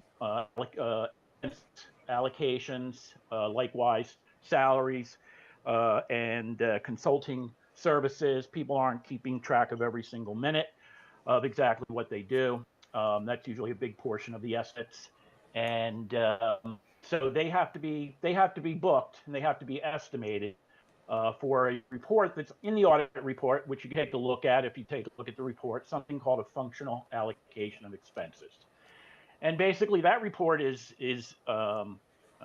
issued by pretty much by every nonprofit, not just political parties, but all nonprofits. And the reason they do that, it's because nonprofits donors like to see where their money's being spent, how much of it is being spent in general administrative, as opposed to how much is actually being spent on programs that they're interested in.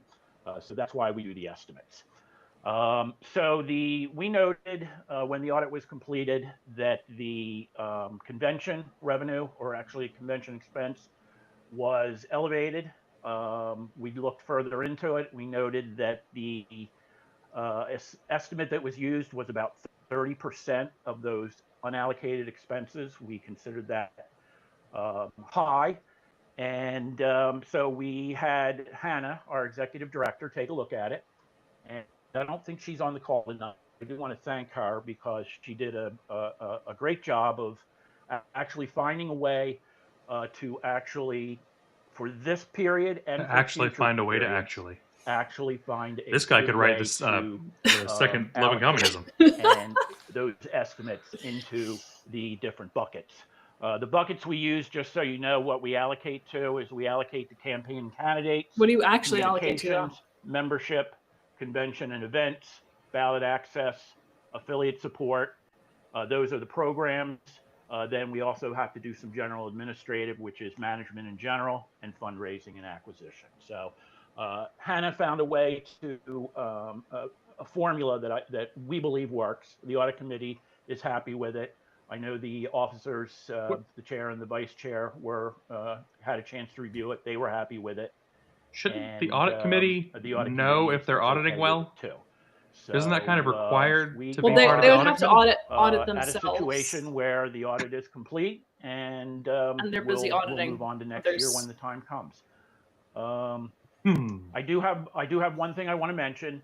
I want to note there are some people on this committee, and there are some outside forces that basically accuse this audit committee of using the estimates as a personal vendetta against our former chair. And I want to go on record and say that that is absolutely not true. In fact, it's not even possible, because the audit committee has no way to actually set those estimates. Those estimates are set by the staff. So I just want to categorically deny that we seems were like using Roberts those isn't the thing that everyone for any knows, personal Joe. vendetta against the former chair. It's just untrue. It's uninformed, and it just didn't happen that way. So I just want to make that point. Lastly, I do want to mention that and congratulate my friend and colleague Doug Knebel for becoming a member of the LNC. And because Doug. he's now a member of the LNC, he is considered the LNC member on the audit committee. I am a member of the audit committee, non-LNC member, and there is one vacant position that needs to be filled as a non-LNC member. It is not urgent. You know, our work is done here for the year unless the board decides they want to have us do something else, agreed upon procedure or special project. But our work is done here now until the first quarter of next year, when we rehire an auditor and start the process over again. So with that, I'll take questions and or yield my time. Thank you very much, Mr. Bowen and the Audit Committee, for your report. I'll go with Mr. McMahon and then Mr. Martin. I just wanted to say, Mr. Bowen, that the report was not included in the OneNote because I didn't know if it was confidential. But I will add it to the OneNote, and I will also, Mr. Chair, send it to the board, forward it to the public list as well, so that yes, that's fine, Evan. That's usually what we do in prior years. We've done the same thing. We've just posted it on the public list. There's nothing confidential there.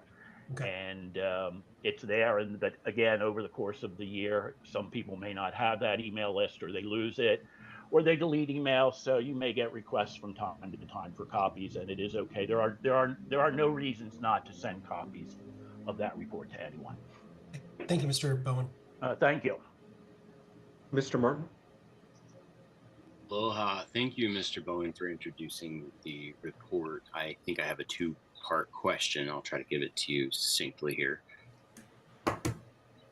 It seems there were methodology changes from previous years to this year, and that the way that we're now calculating the audit has in fact changed. And I think that's part of what might be giving rise to some of the distrust. And it seems that those changes were done in such a way that would raise some eyebrows. So My one first, I guess part one would be, I'll make it a three-part. Part one is, were there changes? Two, if so, can you tell me and elaborate what You've been changes blessed, there my child. were? And then third part question would be, the staff allocation seems wrong. It should be about 5%. I'd love to get Hannah Kennedy into this meeting if I can call her to elaborate on the staff allocation.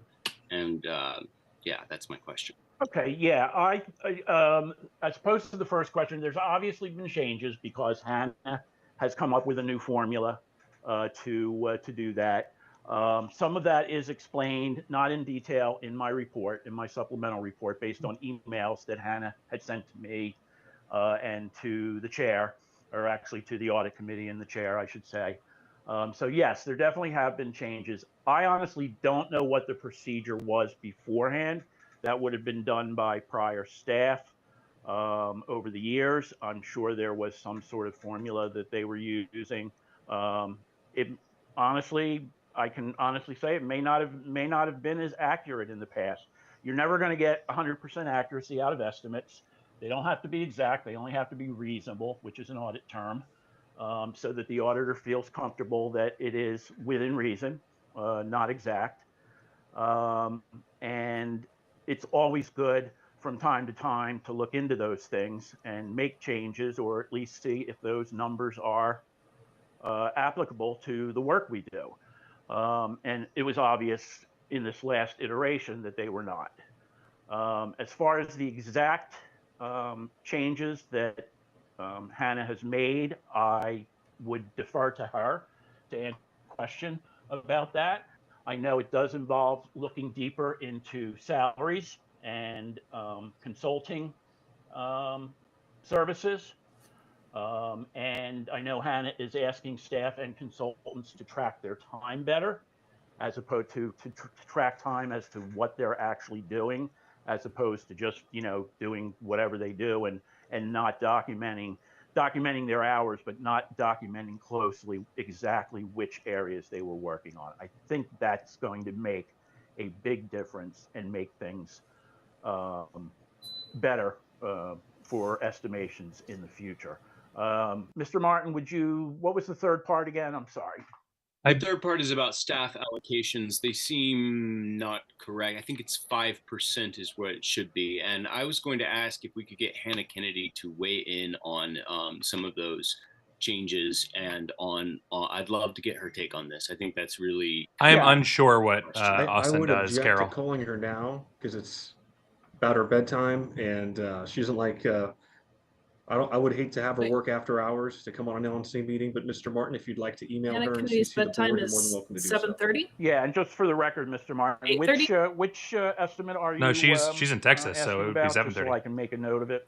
Staff You were right allocation first. should be about 5%. I'm just saying, like, these. When you say, when you say, I mean, it looks like you departed from established procedure for estimations that we've used in the past, and there should be good justification for doing that. Right. At this point, right? So the organization's own history is usually the prime thing that you would use. That would be really good if Angela hadn't destroyed that. So if you're coming out with at this point, Mr. Martin, I'm going to let you answer. I'm going to let you finish asking your question, but I don't want to go back and forth with Mr. Bowen. We're going to go round table. No, I'm just. You're saying staff allocation, Austin, and I'm not sure which. In other words, you're saying it should be 5%. What is it now that you're saying? I can go and I can open all this up, but I doubt all the members here have the patience for that. Maybe you and I, and we can try to figure it out so that I don't have any misunderstandings. Yeah. Okay. I just wanted to find out which want to know, which line item. Yeah, I just wanted to find out which line item you were addressing. With respect to the changes, I mean, if there's significant changes in the way for estimating, that's a big deal. That really changes the character of the audit quite a bit, because any auditor, even if they're using a different formula, would certainly reference the previous estimates, and so that just causes me a little uncomfortability, I would say. What I would do is uncomfortability, as the chair stated. If you're going to email Hannah, include me on that email, and I'm sure between the three of us we can get that hashed out. Kyle's not listening to me. Or he'd be laughing. Appreciate that. I did listen to you say cheeks flustered. All right. I was trying to read a thing. Mr. I would think we're out of time on this, Mr. Chair. a thing. Excellent. Well, thank you very much, Mr. Redpath. We'll Extend time by 5 minutes to allow other members to ask questions. Objection. Before we do that, are there other members that have questions for Mr. Bowen? Going once, going twice, going 3 times. Does not like that there's any hands raised. So I want to say thank you to Mr. Bowen for your report. And we'll be moving on to item D, which is resolution to adopt Overwatch Operator Program. Mr. Chatterton. I would defer to Mr. Martin to speak to this motion if he's interested. Mr. Martin? I am. I'm worried that the disposition of the board may be an obstacle to getting business done on this, and I hope not. So this is a really important proposal. It's what the LNC needs. We need the ability to effectuate outcomes in the field. If we want to get candidates elected, we need teams to be able to support them. We need people who are trained. We need people who can actually effectively apply political pressure in our party's favor and be able to make our candidates do the things that candidates need to do in order to win. The 3 resources that we need are lists, money, and people. And we should have contractors, our people, dedicated full-time to generating these resources regardless of what political controversies are happening up here, right? So we'll have oversight, of course, but the idea here is to create a situation where we have people who are on the ground doing very important and useful tasks for us. For instance, strategic petitioning. When we run a petition, right, we say, hey, you know, who's in favor of constitutional carry? Who's in favor of abolishing the regulatory state? Every signature you get on a petition like that is consent to contact. These are people who will agree to let you contact them, and it allows us to build proprietary lists. On a college campus or at a public place, you're able to gather quite a, you know, large. That's why people don't sign petitions. It's just they don't want to be contacted. You know, how was your service today? You know, leave a review, right? You're going to get a lot of people who are dissatisfied with, you know, various things. So the broadness or narrowness of these lists, how libertarian the issue is, and the methodology being used by the operator will determine the character of these proprietary pre-segmented. Mr. Martin, I'm very sorry. I think he does, Joe. 2 things. One is before you get into deep conversation, I want to make sure there's a second. So is there a second for Mr. Chatterton's motion? I'll second if I can. Well, you made the motion. You made the motion. Okay, so you're seconding it. And then do you mind sending a copy of the proposal and the actual language of the motion to the board? It looks like that may have been. I believe it has been sent, sir, several times. But I can send another one right now. Mr. Chair. Mr. McMahon. It was Mr. Martin. I don't have a copy of it, and I couldn't find one in any of the records or notes. So I put it on the calendar, so I don't have a copy of the motion for the record. I don't want anybody to vote blind on this. So here's what I'll do. I'll introduce it, and then I would be in favor of of putting this off. I can either introduce it by email ballot or kick it to another meeting, however the body wants to do it. I would just like an opportunity to speak on why this is very necessary for us, and then I'll try to keep it short. Sound good? All right, so we need to be able to converge our limited resources to concentrate them into winnable districts and be able to do things there that allow us to entrench and embed and be ready for an actual campaign. Campaigns should know whether or not they're going to hit their win number, how many voters they've contacted. And in order to contact that many voters, we have the Archimedes approach where we buy the data from the top. That data that we buy is not worth that much. It's valuable, but it's not the same as if we had assembled that data from the ground up. People who give us their information willingly and consensually, if we can find ways to do that extremely effectively, they don't always give it to you consensually, though. Lists that have incredible value in politics, like people don't sign to us. That allows our candidates to do things they couldn't do before. By having contractors that we pay on these outcomes. For instance, right now, what's it going to cost us to get a pre-segmented list of 500 people in a specific district that we know are contactable by X amount of issues, right? The price actually adds up pretty substantially once you start buying the data and then you start trying to get all the other data that you need to populate all that in order to make That's the actually and false. Then it's a cold call. You're never going to approach the same quality as having somebody who has a personal I was literally connection with kidnapped today. And that goes along So, with our be happy I'm here at all. plan very, very Also, well. I did show up The that idea here would be to get people for like in the 5 community seconds. who can engage for us. I was there for and over prep 15 the minutes. ground for our Not to do candidates anything and train. effective. So through things like legislative Neither did you. activism, targeted issue you were petitions, supposed to door knocking campaigns, helping to fill out our data from up on high, right? This is what we need happening in order to maintain ballot access do anything and in order effective to basically you weren't going effectuate to outcomes. listen or So hear. I'm going to make sure everybody has a copy of this petition, or I'm sorry, this resolution, and has the opportunity to review it before we move forward on it. I'd be happy to answer any questions about this.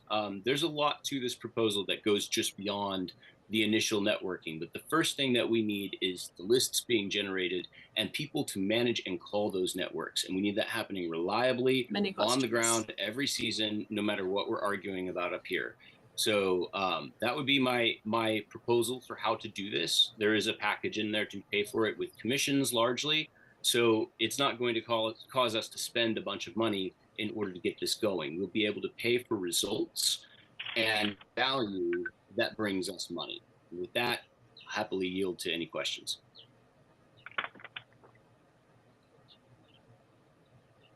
Ms. Hayes, and then Mr. Bohler, and then Mr. McGee. Ms. Hayes. Hello. Hi, Mr. Martin. I know I owed you a phone call. I've just been so busy. So I apologize if this is something I should have talked to you about before, probably. But what does this need to get off the ground in terms of seed money? Do you have an estimate? It's a great question. So it depends on how quickly you want the program to actually develop. If we gave it $0 and ran it on commissions, right, we would probably have to set the commission fairly high to make sure that that's worthwhile incentive to do the fundraising and make the calls and actually get out there and do it. And that would be the slowest method because we wouldn't be able to offer some awesome talent, a base pay contract. A better way to do it would be to find somebody who's extremely well qualified and who already kind of has the kinds of training necessary to operate this program in a given area and start contracting them with a modest base pay plus good commissions. We can do this pretty cheap and make it self-funding if we do it right. Carol, does that answer your question? Since Austin's been the chair, let's start this as cheap as we membership can, and donations are way down. Contracts, no more than 5,000 about on par with every other Mises state. There's a suggestion that it's kind of hard for us to look into that they have been very successful in activism, which could be leveraged to during that time we'll be training people to get the commissions. So bring members in later, to kind of but winnow down that group of who's giving us proven results and then offer them a better deal in the future as we're getting more money in from this. Okay, and I know you you personally have done some of this stuff in Hawaii and had some success with it. Do you have a general idea about how much interest there would be for this type of program with Earning County Commission? And do you have any idea, like, is this something that you sort of have set up in the background and just need it to go ahead? Or is this something that we're all sort of need to build together? That's a really good question. So the model itself is pretty hands-off. The idea is we're making operators that can go out into the field and do these things, right? So we're going to be paying them for the results, and they're going to be working with the state parties and basically making sure stuff happens for our state affiliates in the field. We're going to be looking from a national level at where those assets are most useful, and that's where the interlay with the LNC comes from. So there will be some direction, meaning you have options to deploy this as a resource, but it's not going to require your active participation in order to build it. It'll be. My question was more like, do you know if there's people on the ground currently interested in this type of work? I guess, and I don't even know if that's something you can know, but I'm just wondering. Interested, yes, there are some people who are interested, but it's hard to gauge because there's a lot of people who say, and so I hope that answers. But yeah, thank you. Mr. Bohler. Thank you, Mr. Martin, for presenting your proposal. Obviously, being a new at-large member, I haven't had the opportunity to see the proposal, and I'm very interested in getting to see it. Their activism isn't great, though, Dave. Like, it's very pet causes, and there's not a whole lot of strategy behind the activism, beyond find this issue. And then we can have the discussion then. I don't think it's going to be very productive to have a discussion now and then also then. So I will move to postpone at this time to the next meeting. I'll second. No problem. Right, there's a motion to postpone this item to the next meeting. There's a second. Mr. Bohler, would like to speak to your motion? I would If not, not. we can. No, we're good. Move. Okay. We're Any at time, discussion on Mr. this? Chairman, we're at time. All right, and we are at time, so perfect, perfect timing. That means we'll proceed directly to a vote on the Bohler motion. Unless there's a motion to extend time, there will be no discussion. So all in favor of postponing to the next meeting, raise your hand.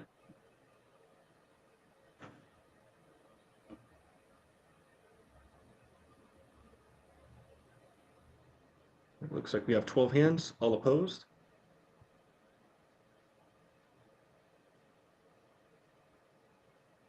None opposed, so it is unanimous. We'll be postponing to the next meeting. Next up is the Convention Oversight Committee report / update. Mr. Ford, you have 15 minutes. Go ahead, sir. And that's all I got. You'll all be gratified to know that's all I got before my next flight.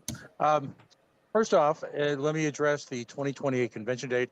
Mr. Dar and I have agreed to table tonight's motion, subject to the board, of course. We've had a number of events, a lot of phone calls, and we've gotten responses from folks.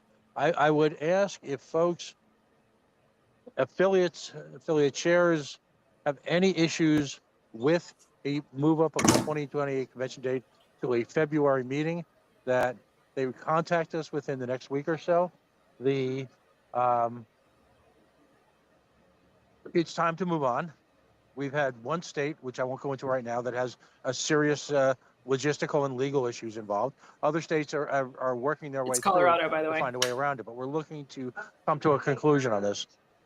With regard to the 2024 convention, I'm thrilled to note that the LNC2026.com website is up and running.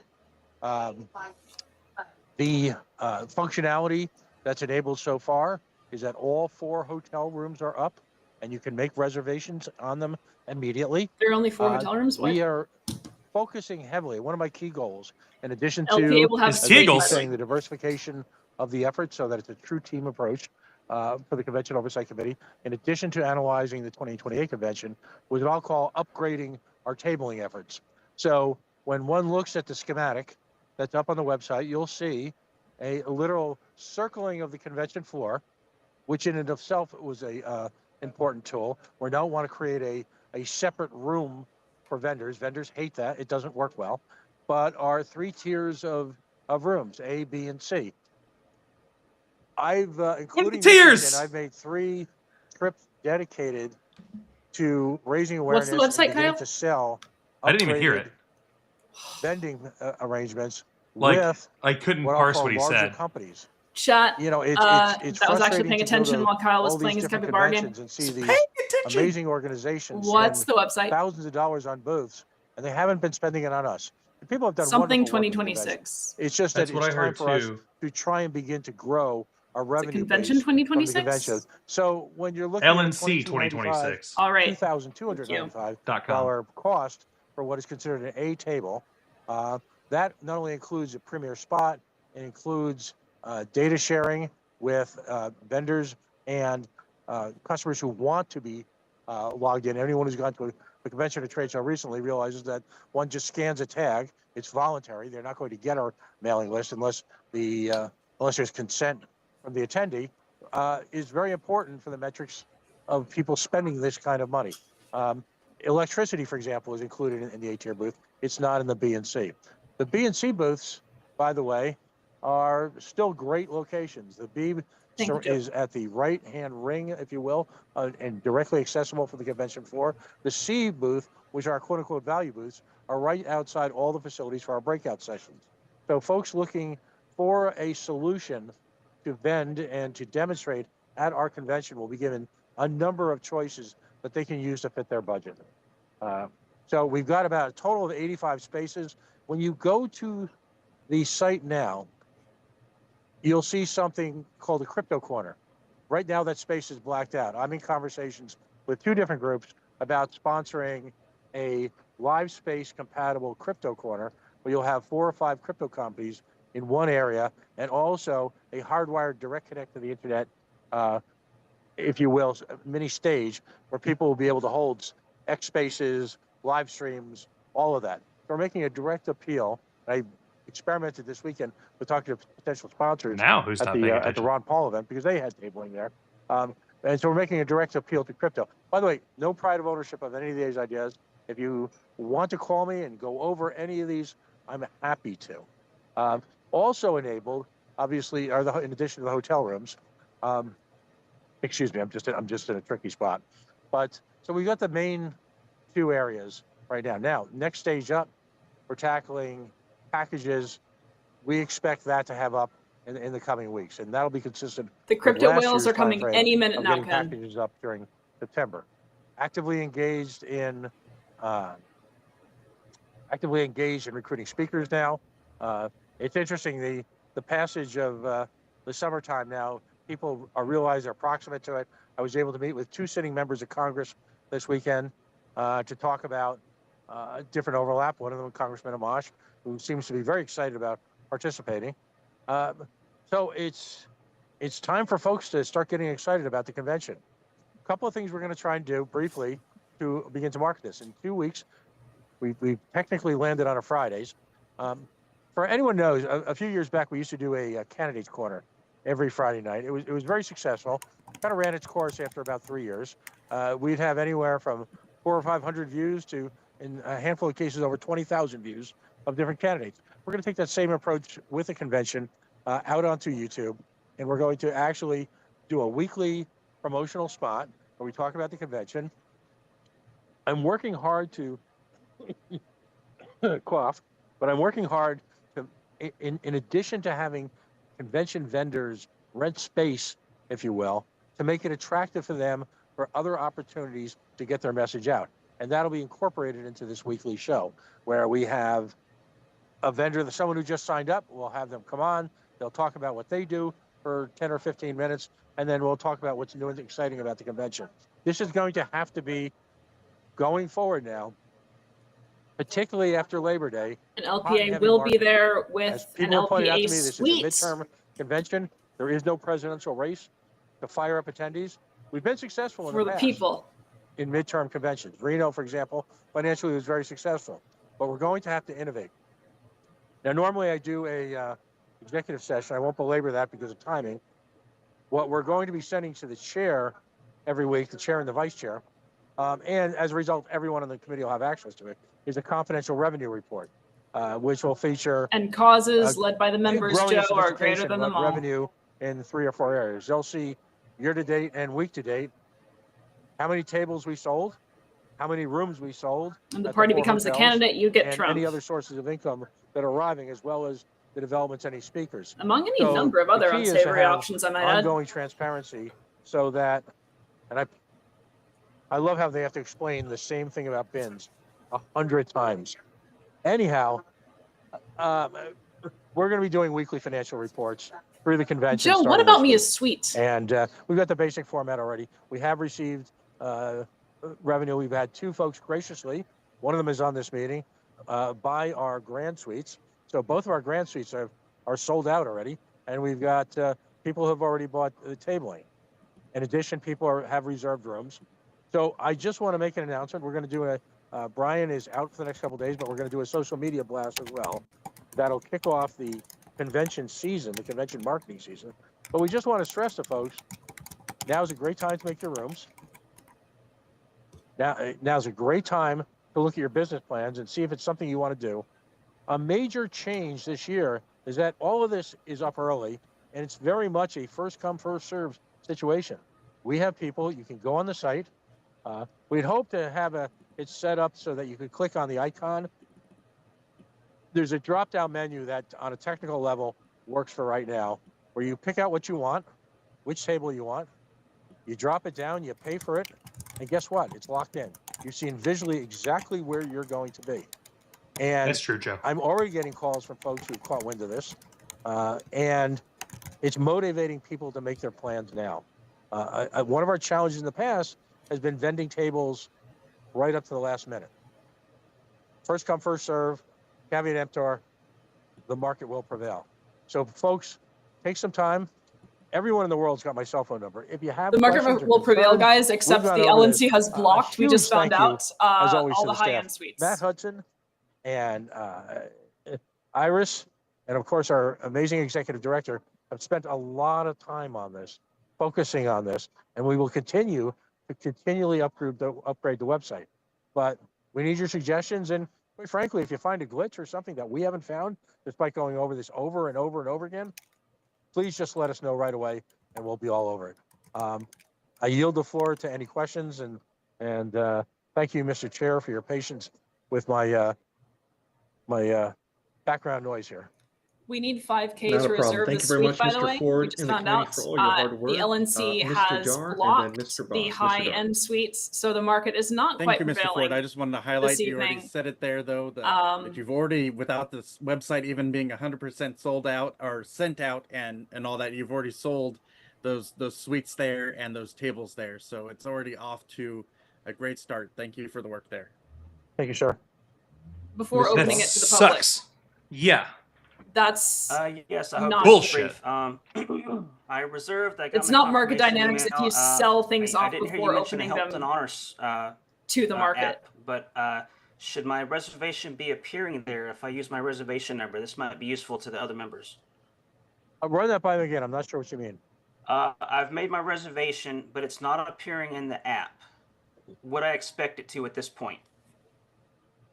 Let me double check that offline. I'm thinking out loud here. Pat, I think I can answer that. Yeah, go ahead, buddy. I think, Travis, you can actually, because I'm a Hilton Honors member too, if it's not on your app, you can actually call the hotel front desk directly, and they will add your Hilton Honors number to the reservation. Yeah, I wasn't aware of what app you meant. Yeah, like for example, I reserved very early on, just as a test case, and it appears in my app. So please call Hilton Honors and double check that. You may want to just and let me know, because I'm constantly field testing the response. Additional note, by the way, if folks are reserving more than 10 rooms, and we've had some organizations already buy blocks, there's a process for that. That's independent of the normal online reservation. This hotel organization has been very, very helpful in terms of finding ways for us to really minimize what I call the bookkeeping side of it. But when you're reserving more than 10 rooms in a block, you do need to reach out to us, and we'll set up a call with the hotel directly, who has a separate process. For purposes of the board, there is a website that we can monitor hotel sales, but those hotel sales do not include anybody doing a block reservation. So I have to kind of morph together a report on that.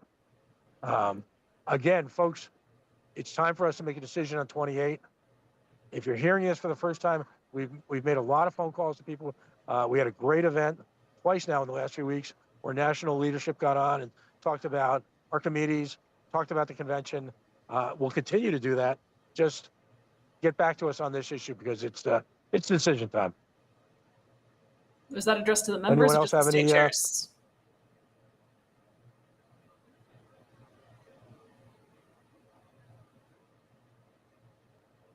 All right. Well, it doesn't look like there's any hands up. So again, Pat, thank you so much. Don't miss your flight, and I really appreciate the work so far.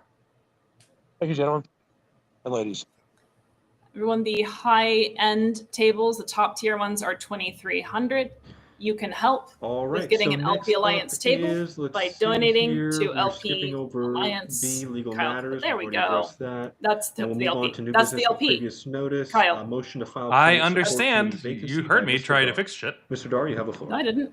Thank you, Mr. Chair. That was because of this. I didn't hear that. Obviously. I didn't hear for that. an LNC member on the Use your candidate ears. support committee. When talking to Your you and the mic cut chair it of out. the candidate support committee, I understand that you've already appointed the non-LNC position vacancies that were on there under the direction of the current acting chair of the candidate support committee.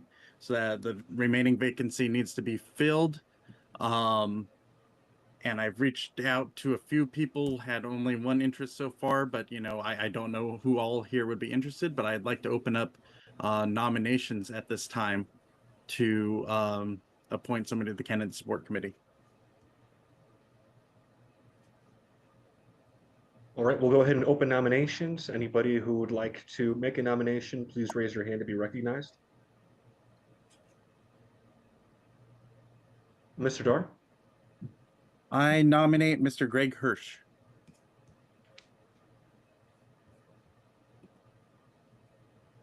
Mr. Hirsch, do you accept? I do accept. I do declare. Thank you, sir. Are there any further nominations? I move the nominations be closed. Point of Motion order. to close This nominations. is a motion to. I'm sorry. This is a motion to fill a vacancy, correct, Mr. Chair? And Correct. appoint. We're currently in nominations. Okay, and so is it an election or is it a motion to fill an appointment with a specific person? We'll be making a. How many seats are open, Mr. Dar? It's just one. So if there was, I was willing to hold it as an election if there was more than one nominee present. I was not trying to shove anyone through and did not want to give the appearance of that. So Thank you. May I suggest, just so there's no notice issues that could come up on this, maybe we should open a nomination period for next meeting, because I thought this was just a motion to basically fill this with an appointment, and it's nice that we have nominations, but this is also like kind of really quick, and now nominations are closing, and nobody really got a chance to. Mr. Chair, I retract my motion to close nominations, and I would like to nominate Mr. Watkins. Mr. Watkins, do you accept the nomination? Is Mr. Watkins here? Mr. Watkins is not present, Mr. Chair. So he is not present, so he cannot accept his nomination. I can ask. Mr. McMahon, you're recognized. Yeah, if you want to try to get him on quickly.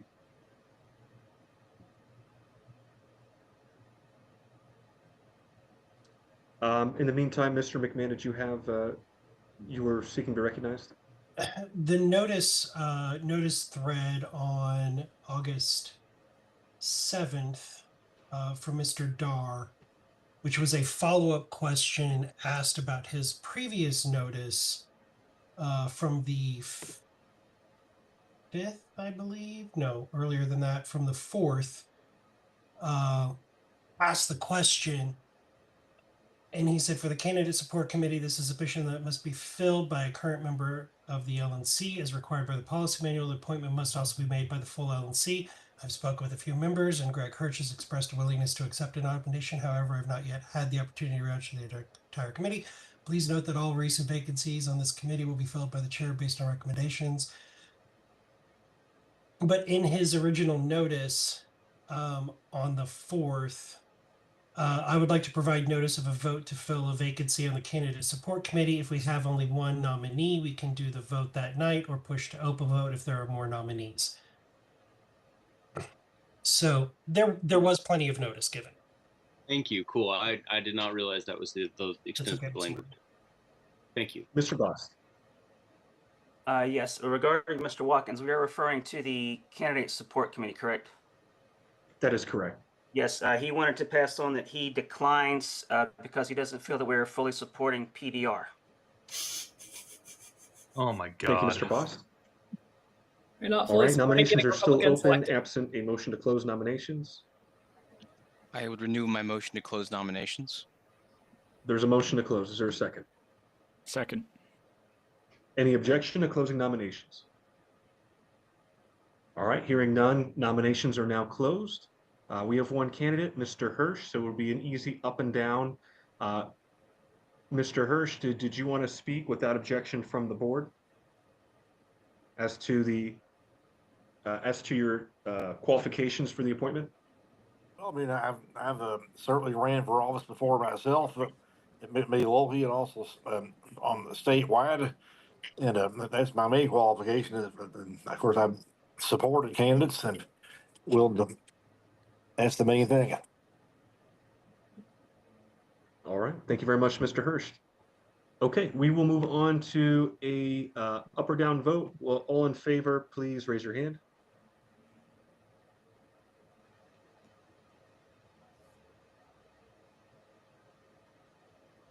My hand's raised. Sorry, I was delayed. Looks like 11 hands. All opposed? Mr. Chair, I hate to be a pain. Sure. I do We need to do roll call. I do think it needs to be a roll call because it needs to be a recorded vote. I was actually in the process of setting up the ballot for the roll call, but I think it needs to be a recorded vote because it's an election. No, you're absolutely correct. That needs to be per the policy manual. So we'll proceed with a roll call or a roll call vote. Yes. Okay, give me 1 second to finish setting it up.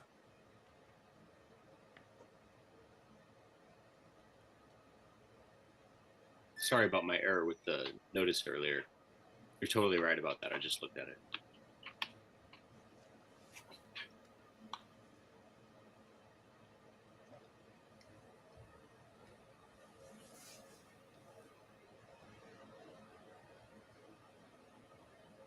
Can you guys see me typing inappropriately on the?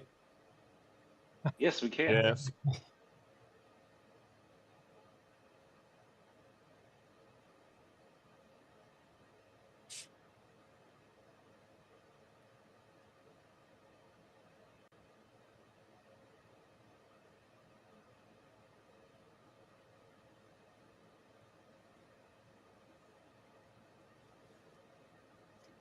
That's accurate.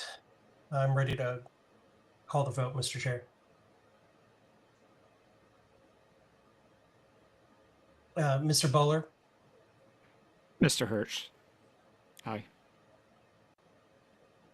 Mr. Bost? Yes. Mr. Chatterton?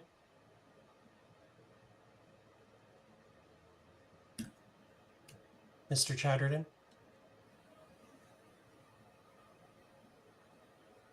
Is Mr. Chatterton? Mr. Wiley, do you want to vote for Mr. Chatterton?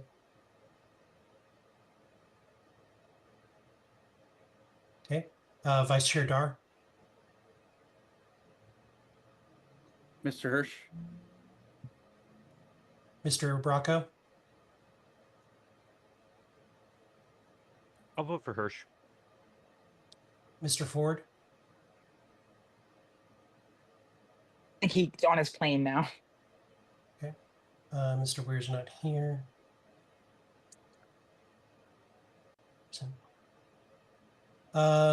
Ms. Hayes? Mr. Hirsch. Mr. Knebel? Mr. Hirsch. Mr. Martin? I'm in favor of Mr. Hirsch. Mr. McGee? I will be casting my vote for the Honorable Mr. Hirsch. I will also vote for Mr. Hirsch. Mr. Hirsch?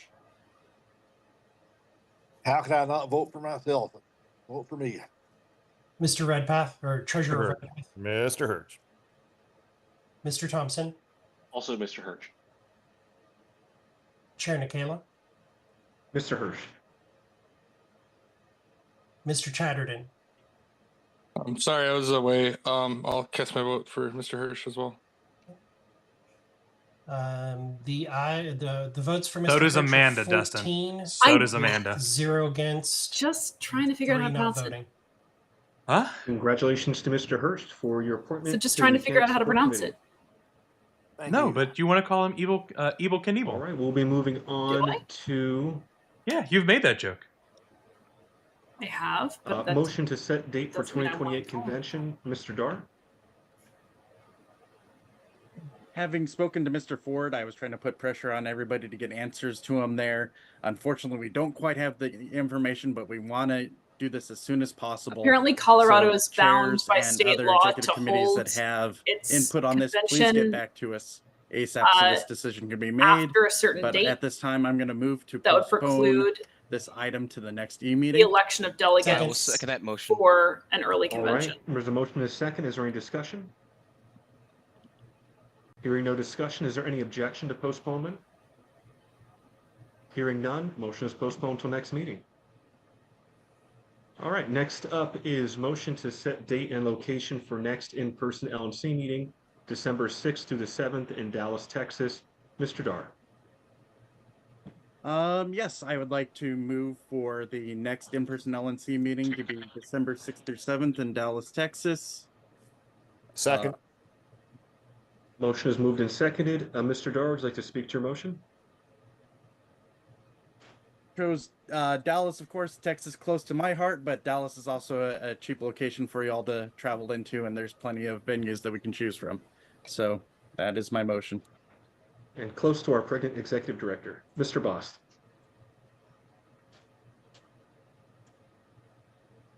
Mr. Bost, you're muted.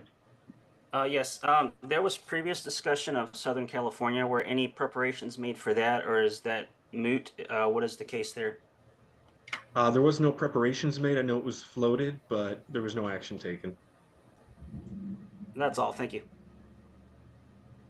Ms. Hayes? I'm fine with Dallas because it's an easy location. However, I would just like to remind everybody that the last 3 in-person meetings were either on the East Coast or close to the East Coast. And there are some of us, I mean, me on the West Coast, but also Mr. Martin is actually even further west than me. So Dallas, because it's easy, but I do suggest that people next time try to accommodate those of us who get very, very tired when we have to get up on East Coast time.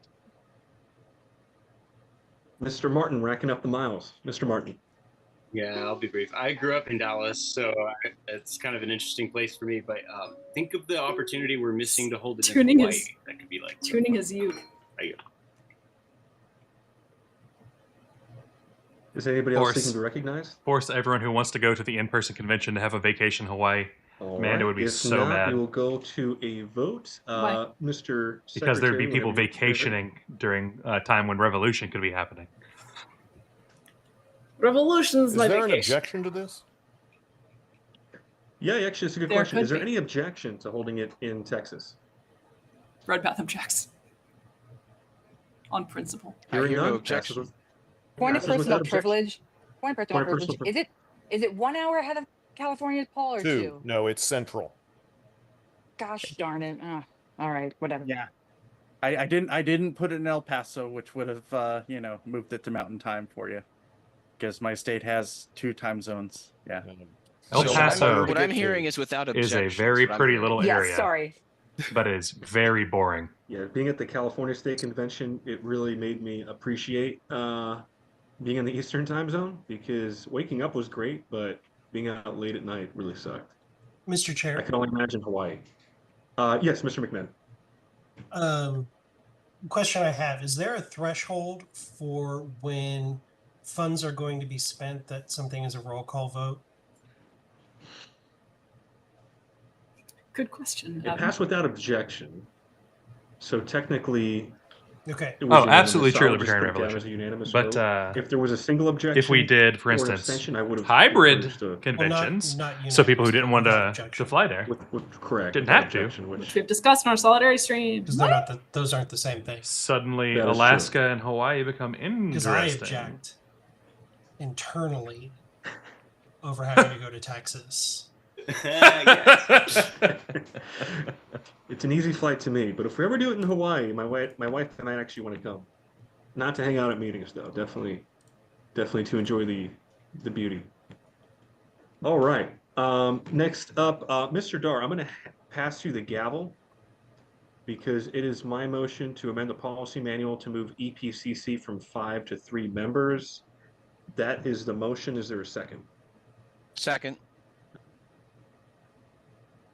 I'll speak to my motion very briefly. When the decision to go to 5 was made, afterwards I got to speak with Debbie Mason on a few things. She recommended keeping it to a small committee.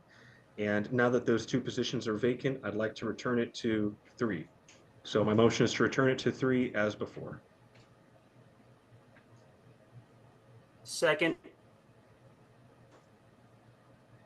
All right. The motion has been made and seconded. Is anyone wishing to be recognized to speak to it? I'm not seeing any.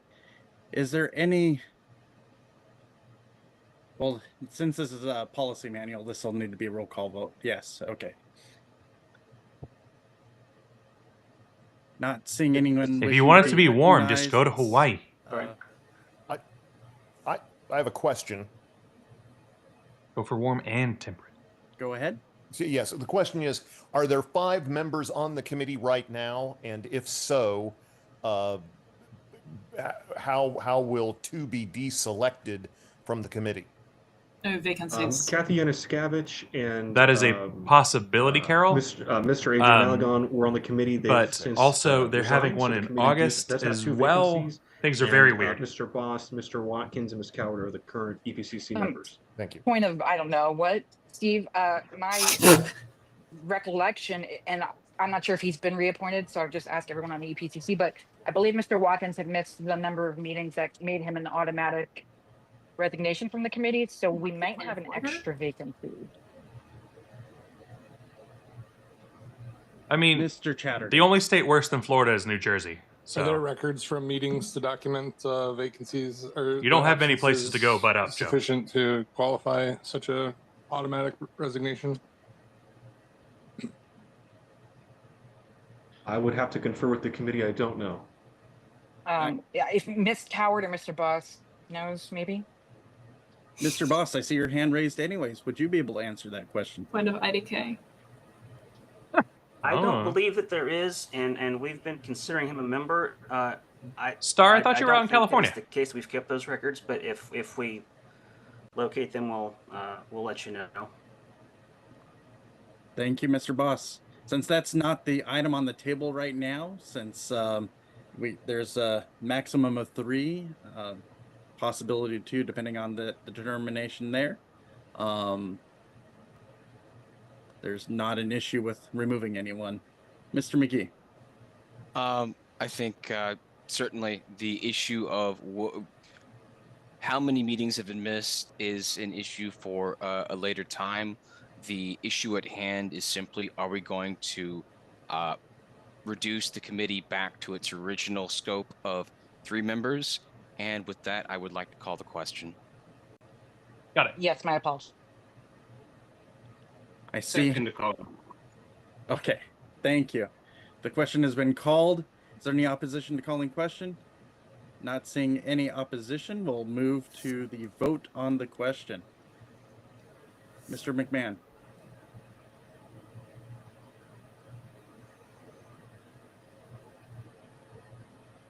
Mr. Bohler. Aye. Mr. Bost. Yes. Mr. Chatterton. I was thinking of Star Child. Mr. Dar. Yes. Mr. Bracco. Yes. Mr. Ford. No problem. Sorry, I'm going to change him to not here. Sorry. He has before, and I thought he also goes by Starfield in chat. So that is my confusion. Miss Hayes. Yes. Mr. Knebel. Yes. Mr. Martin. Yes, I'm in favor. Mr. McGee. Yes. Secretary votes yes. Mr. Hirsch. Yes.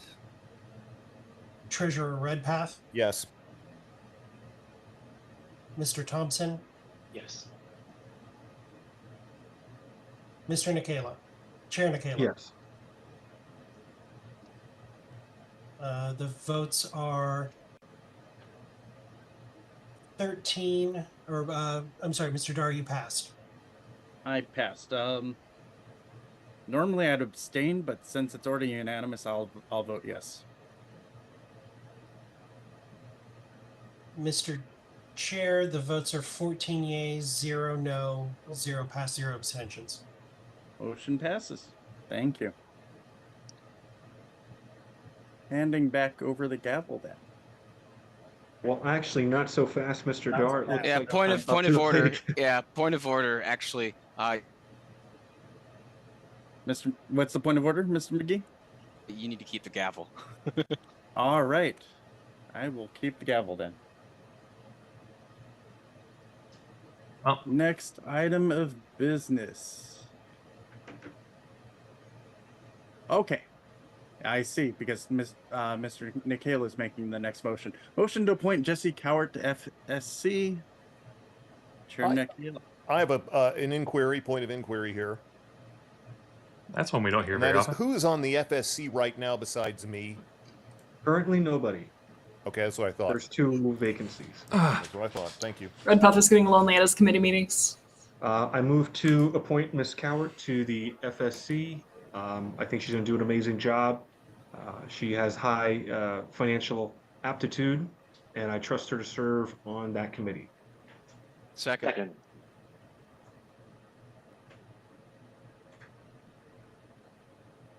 Motion has been made and seconded. Do you wish to speak further to your motion, Mr. Nikela?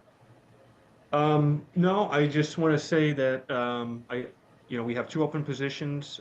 Ms. Cowart's been very helpful with the finances on the COC, and I think she would be a boon to have on the FSC. Mr. Chatterton. Nothing personally against Ms. Cowart. I would raise, though, as mentioned, that I think earlier was brought up that she's also currently a member of the EPCC. And with the recent policy manual amendments that have been made, those 2 committees hold an immense amount of power in the party. And I think it would be wise for us to consider different membership on the committee that is exclusive between the 2, particularly between the EPCC and FSC. So I think it would be wise for us to leave this vacancy and consider further the role of the FSC and the people to fill those vacancies. Thank you, Mr. Chatterton. Mr. Martin? Yeah, I share some concerns about too much power. I think those committees were kind of consolidate a lot of power while some of our recently departed members were kind of running things. And I think having anybody overlapping on those committees effectively gives them the power of like a board member, doesn't it? Like that's pretty huge. She seems great. Don't get me wrong. Sorry, Jesse, nothing against you. But that is a lot of power to aggregate on people who aren't accountable to the electorate field. Thank you, Mr. Brunton. I previously saw the hand of Mr. Boss up. Was that an artifact or did it drop on accident? It's moot, or it's been covered. All right, thank you very much, Mr. Boss. Mr. Thompson.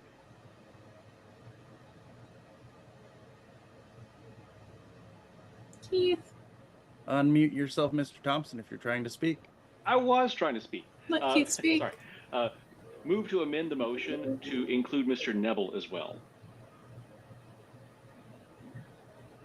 Amendment has been made. I'll second that. Okay, I hear a second. That was from Mr. McGee, was it?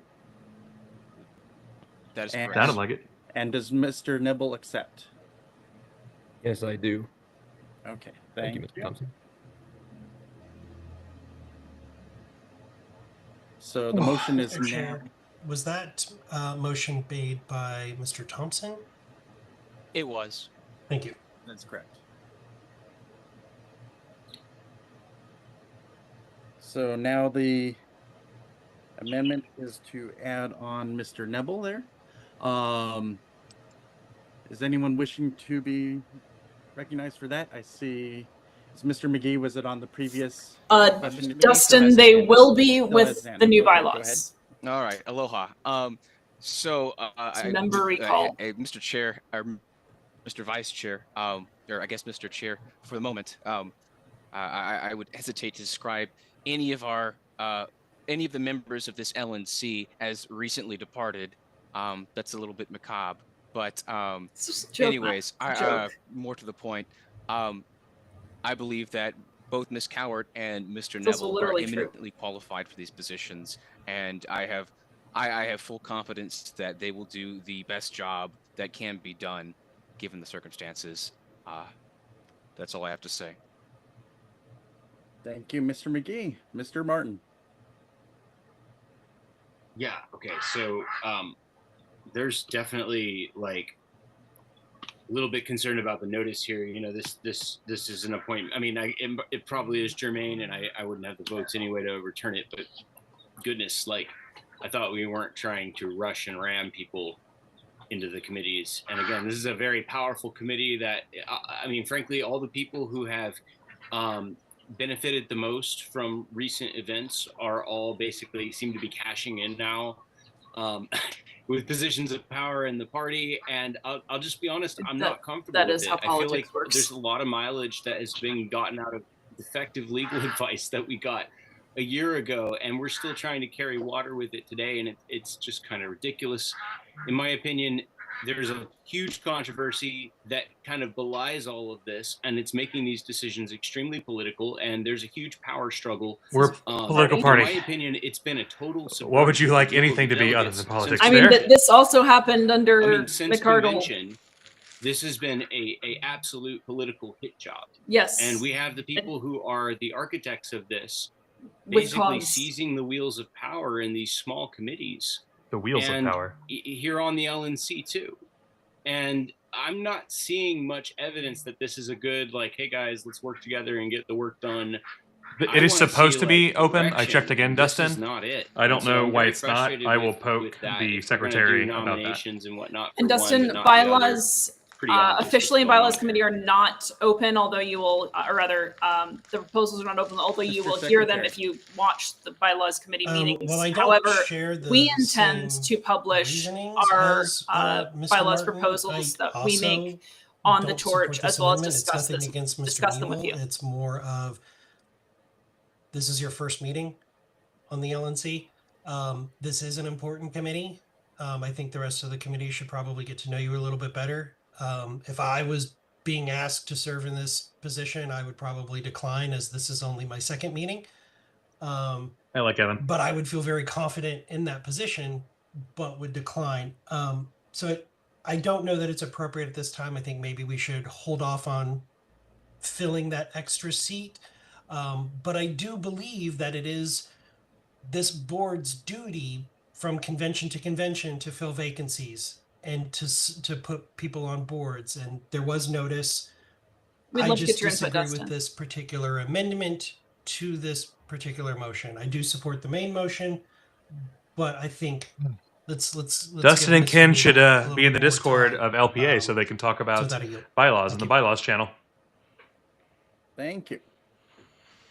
Not seeing anyone further that wishes to be recognized for the amendment here, so we will vote on the amendment itself. I don't think the amendment needs to be a roll call. We can do that by a show of hands here. So if you can please use react button. For those in favor of the amendment, please raise your hands at this time.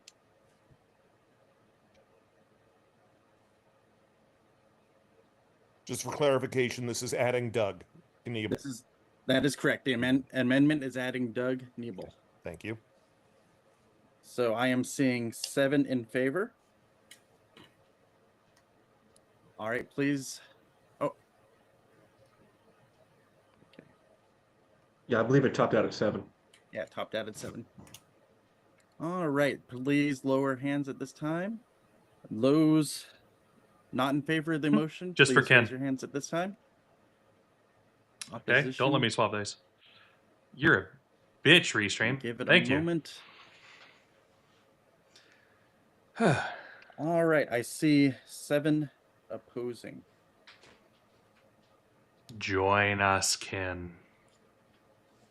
Go ahead and lower Talk your about hands. bylaws, Ken. I think it was 6. Excuse me, 6. Argue about bylaws with I Amanda, Thank Ken. you, Mr. Chair, for correcting my counting. Roll call vote. Or sorry, not divide the question, division. Right? That's what you call it. Division. He's calling for a roll call vote. He's calling for a roll call vote. So you wanted to go on the... All right, calling for a roll call. It's okay if everybody else is satisfied. No. Mr. Martin has a right to call for a roll call vote. It's in order. You have a right to. Is there any opposition to doing a roll call vote? Not hearing an opposition, we'll move to a roll call vote. Do it over as a roll call.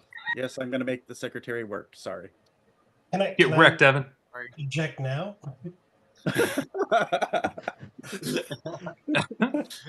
Sorry, man. Okay, hold on.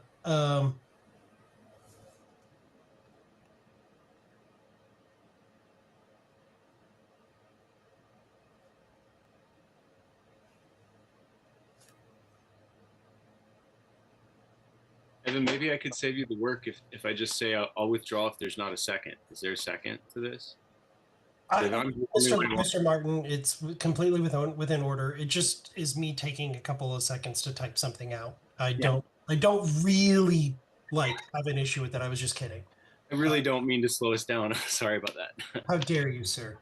And the original motion was made by Mr. Thompson, correct? Or the motion to amend was made by Mr. Thompson. Yes, correct.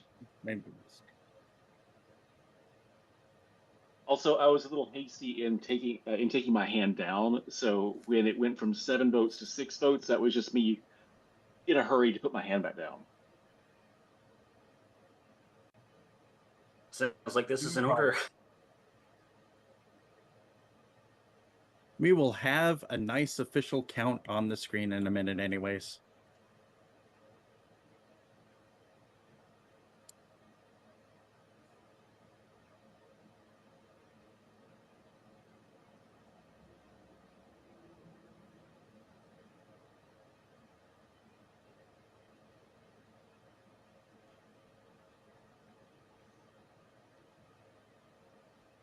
My lovely boyfriend was bringing me dinner and he was calling saying he needed to be let in. So I'm terribly sorry for the delay. Kyle and Amanda are on bylaws. Let me share my screen.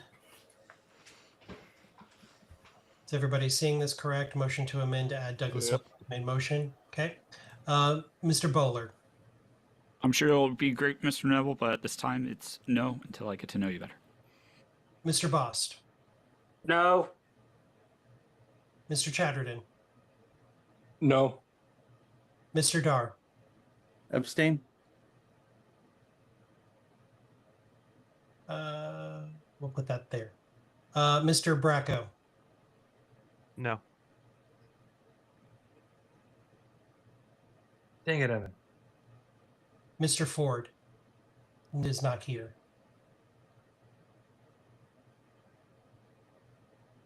Miss Hayes.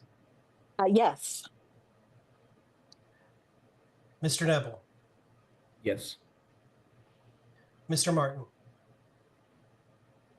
No offense, Mr. Knebel, but no. Mr. McGee. Aye.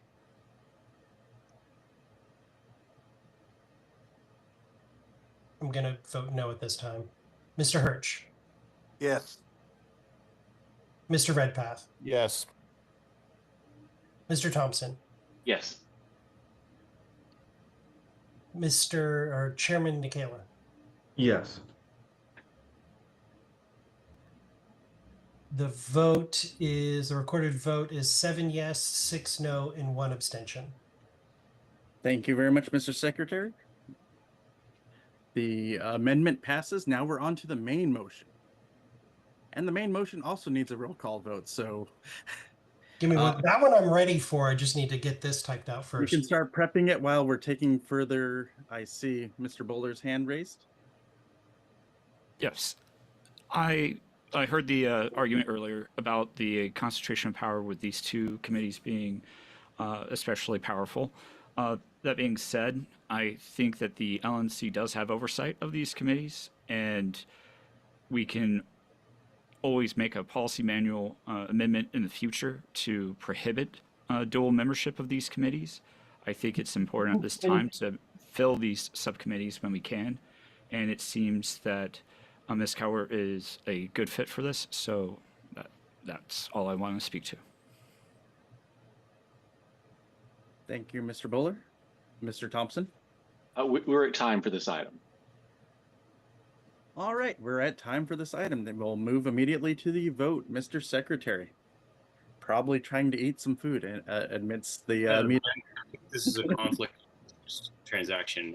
I don't think we should be doing this. I think it is an actual conflict for a member to serve on both committees, and I think that was Point of order. Is the member recognized? No, and please come to order. Thank you. All right, we are on to the vote. And I'm sharing my screen. Move to appoint Jesse Cowart and Douglas Knebel to Financial Services Committee.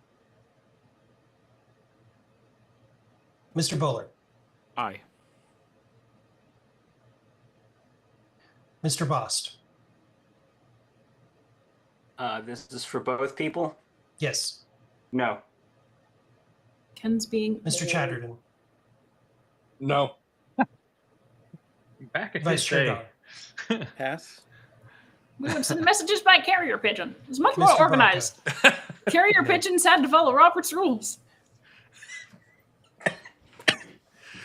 What the fuck? Miss Hayes. All messages had to be Aye, dictated according to rules of order. Mr. Knebel. Yes. Mr. Martin. No.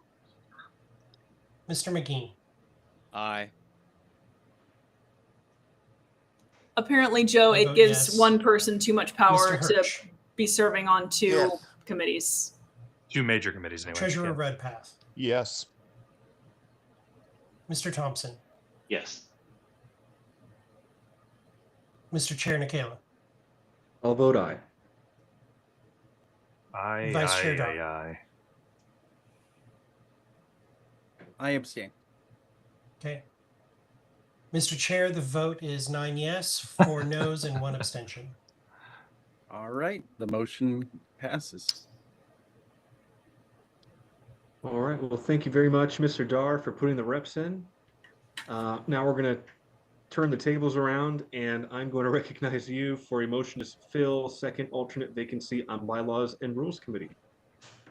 I think you're 12 years older than me, You're right? on the floor, sir. All right. So those that don't know, I'm the chair of the Bylaws and Rules Committee. We currently have a vacancy for second alternate. With the previous resignation, but what the about rules in place second pretty alternate? much just shifted everybody up as far as that goes. So this is vacancy for second alternate. Ken, And why are I've you in the Libertarian received Party? 2 people that have had interest, and I would like. Why do you watch these streams? Move. Because I we're would like to do dealing this with people who in an are at election their format, best. kind of like I did before, since I have multiple people. It's just unfortunate what their in this best case, is. So I'd like to move to open nominations to fill this vacancy. Go ahead, sir. With your nominations. All right, I have 2 nominations to start out with. I have Marion Kaufman from Oregon. And then I also have Tyler Donkey Denke. from Denke. Wisconsin. Not Probably donkey. mispronouncing that once again, but Hee-haw. Tyler and Marion. And This will give Wisconsin too much Danke. power. And Miriam, is Miriam. Miriam here? Do you accept Ms. Kaufman? Mr. Kaufman. Oh, Mr. I'm sorry. I heard Marianne. Marion. And do you accept Mr. Kaufman? It's Miss and it's Marion, and yes, I do accept. I am an idiot. Now I'm sorry. Now I'm more confused. Thank you. I had Thank a you, whole ma'am. email exchange and I didn't know. I assumed genders and was wrong. How dare you? Did you assume my This is 2025. Yes. So sorry. Point of information. I guess Are I'm we canceled filling? for that now. Oh, I'm sorry. Are we filling 1 or 2 spots? Sorry. It'll be for 1 spot. Okay. And Mr. Dinky, do you accept? I do, yes. Thank you. And I assumed your gender. Mr. Boss, you're recognized.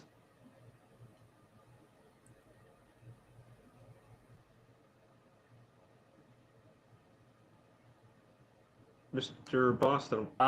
Would like to nominate Mr. Bracco. He has or can I speak to it now or do we speak to it later? Later, he has to accept. I would leave it to nominations for now, and we'll do candidate speeches. Mr. Bracco, do you accept? I do. All right. Are there any further nominations? Hearing none, I'll entertain a motion to close nominations. Mr. Chair, I move to close nominations. Is there a second? Second. Any objection to closing nominations at this time? Hearing none, nominations are now closed. Without objection from the body, I'd like to proceed into giving each My candidate body 3 is minutes always to objecting. speak. And at the very end, we can ask questions. Mine's currently objecting pretty good, until too. we run out of time on this item, which My body objects to actually, everything. now that I think about it,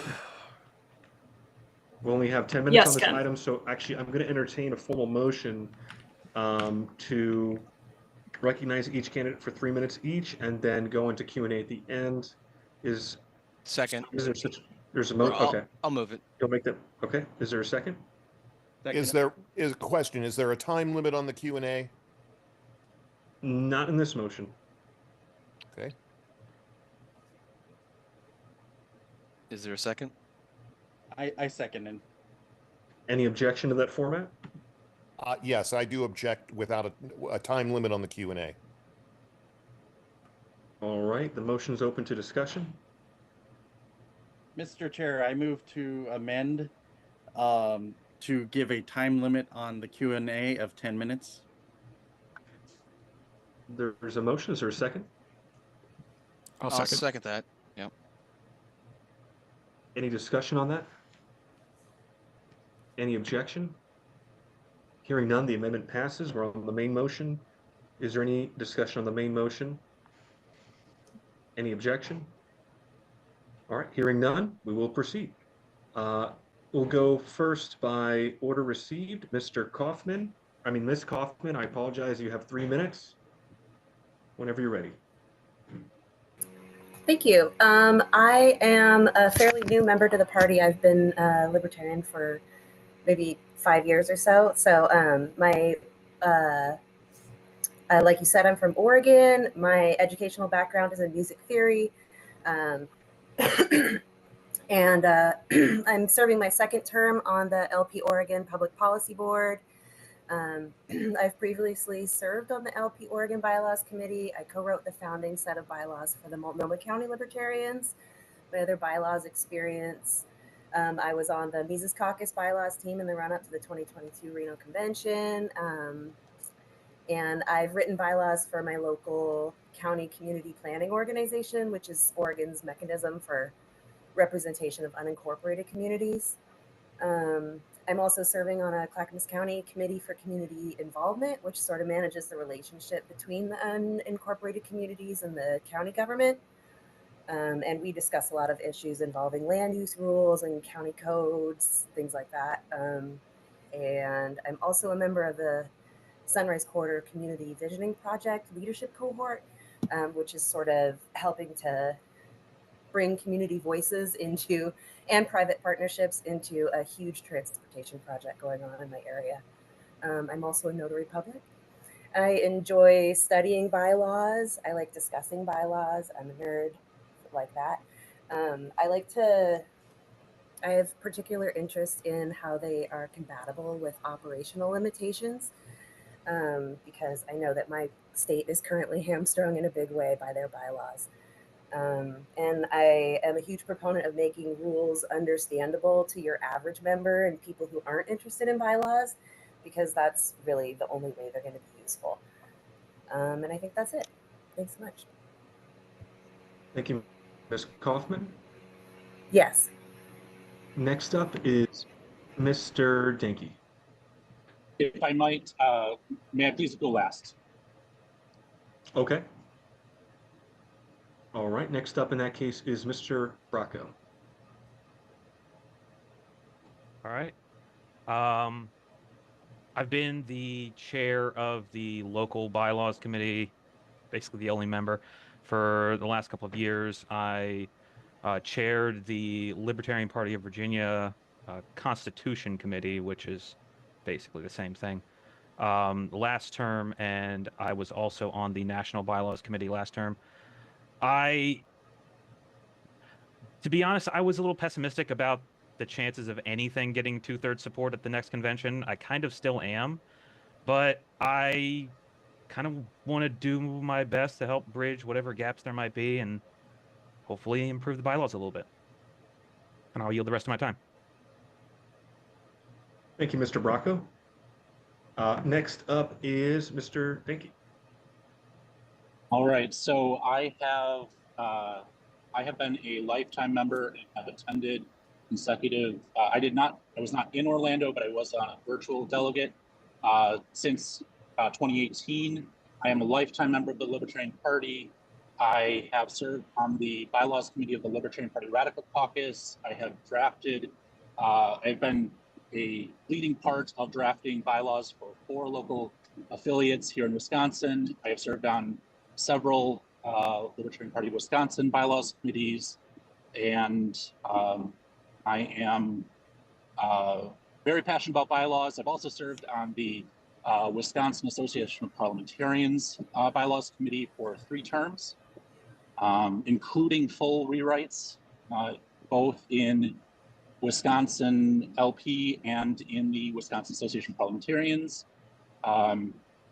Very passionate about bylaws. I also operated my own company for 16 years with a constitution called Holacracy, Evolving Humanity's Relationship to Power. So I operated my own company with using that Holacracy constitution, and I look forward to evolving humanity's relationship to power through the Libertarian Party's bylaws.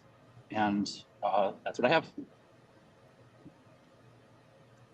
All right. Thank you to each candidate for taking time to speak. And we'll now move on to question and answer with the committee. And I will now be recognizing members at this time.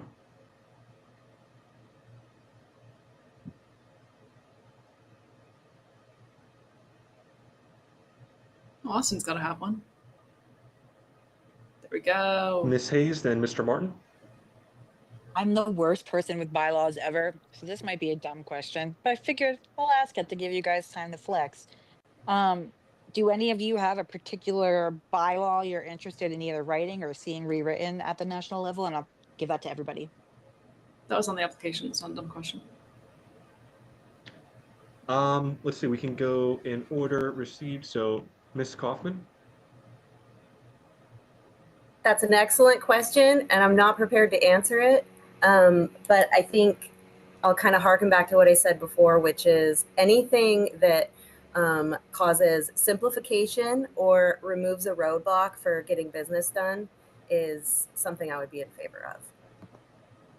Simplification is a great answer. Next, we'll hear from Mr. Danke.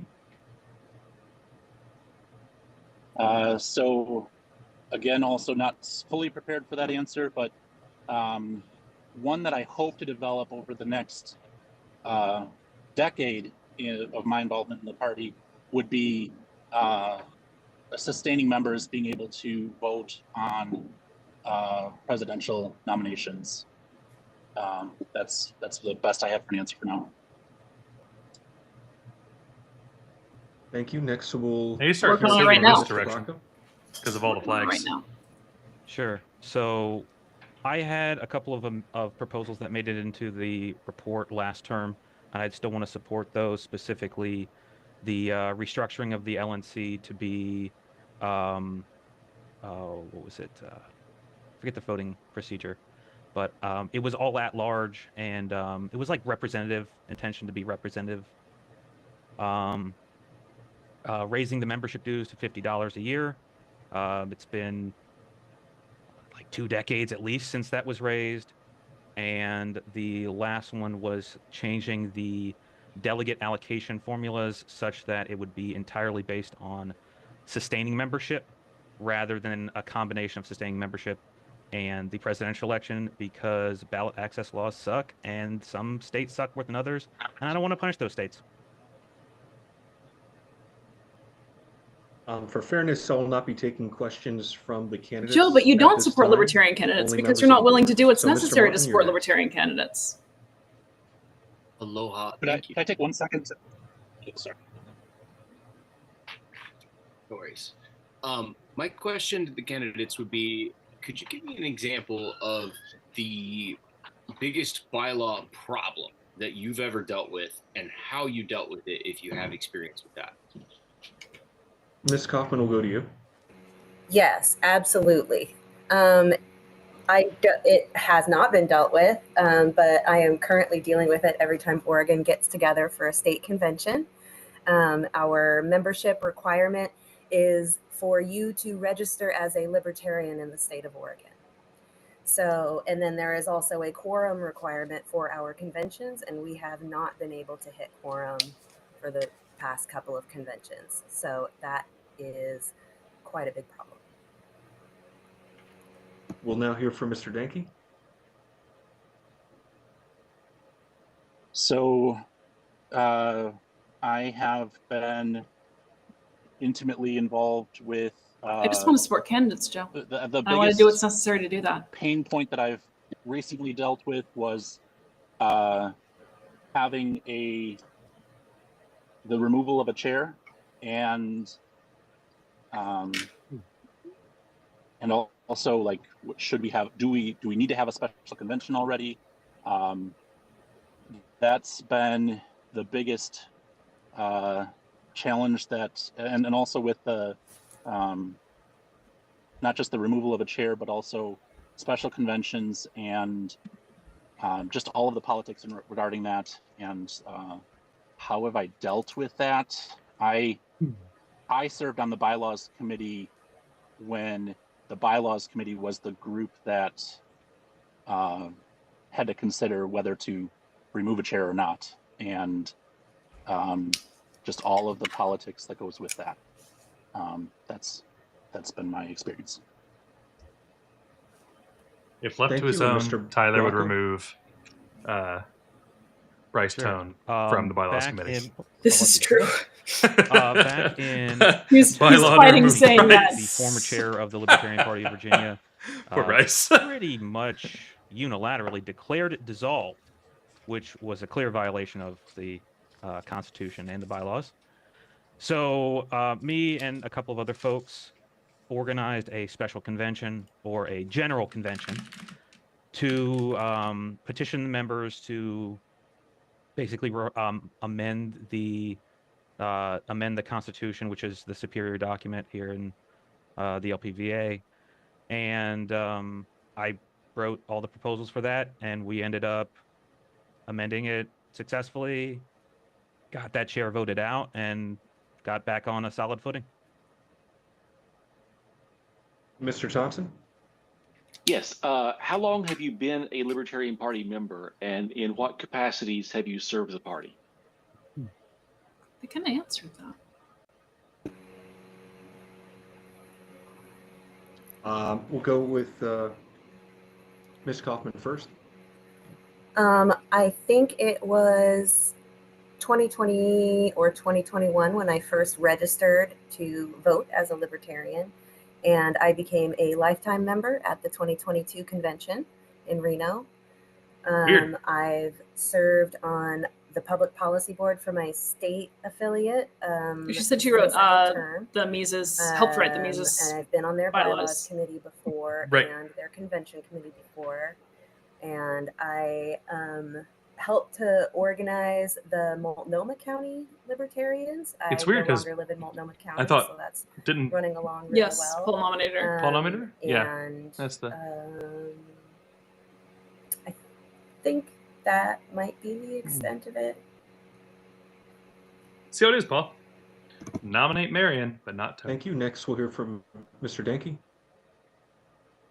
So I started attending events in 2016.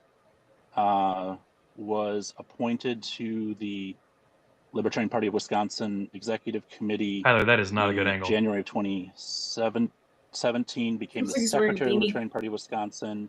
I've Gonna rob a served a bank. term as the Vice Chair of the Solidarity Libertarian angle. Party of Wisconsin.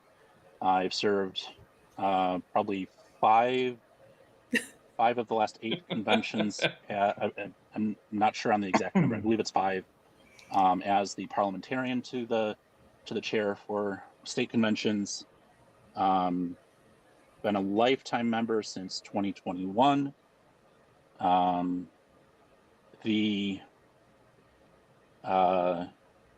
I helped draft the bylaws for the Wapaka County Libertarians, the Fox Valley Libertarians, and the Central Wisconsin Libertarians, which at the time was called Libertarian Party of Portage County. And I am very active with the Central Badgerland Libertarians, the Fox Valley Libertarians, and the Wapaka County Libertarians today. And I've also served on both the Bylaws Committee and Platform Committee during most of the years between 2017 and present. And yeah, that's what I have. I also served as teller in DC 2 years ago. Thank you, Mr. Danke. And we'll go to Mr. Bracco. So I believe I first paid dues in 2013. Didn't become active until 2019.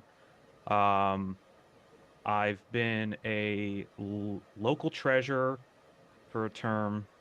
I've been a state vice chair, led a state level bylaws committee, member of the national bylaws committee in the past, and lifetime member since 2022, I believe.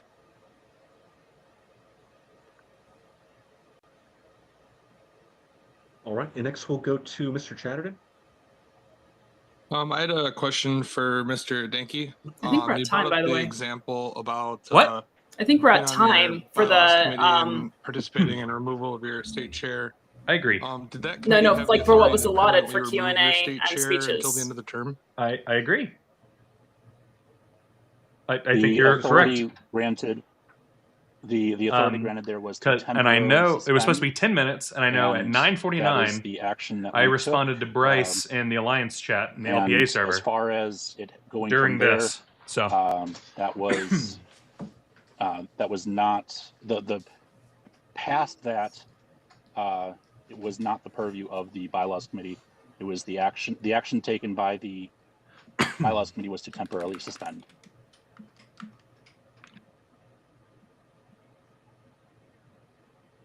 Mr. Dar. Mr. Chair, we're out of time. There we go. We are out of time, which means we'll be going to a vote. So, Mr. Secretary, please prepare. I suppose we can do it. There's only one position open. So we'll do it. Everybody gets one vote. And I believe this would need... Is the default a majority or first past the post? We also need NOTA.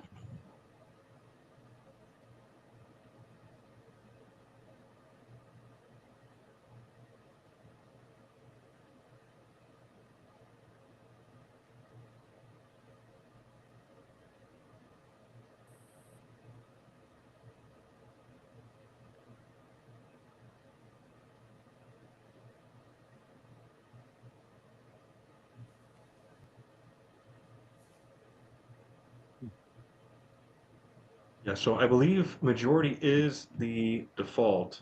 So what we would do is if no candidate gets a majority, we would just knock off a candidate until one eventually does.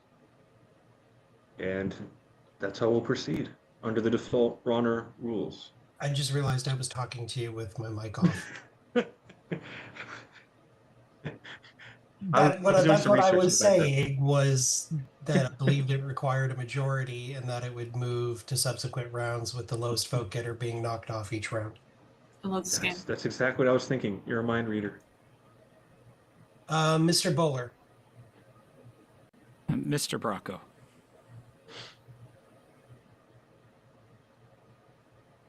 Mr. Bost. Bracco. Mr. Chatterton. Mr. Bracco. Mr. Dar. Gonna pass. Mr. Bracco. I'll vote for myself and Ms. Kaufman. Are we allowing that, Mr. Chair? Or is it vote for one? Is it? I'm sorry. It's not approval voting. It is not. It is not.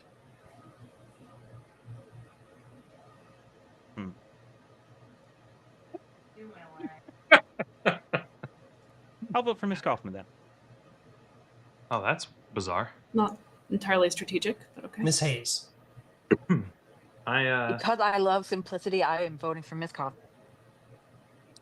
I'm sorry, you cut out too quickly, Ms. Hayes. Well, she said miss for sure, so. Ms. Kaufman. Thank you. Mr. Knebel. Mr. Bracco. Mr. Martin. I'll pass for now. Mr. McGee. Mr. Bracco.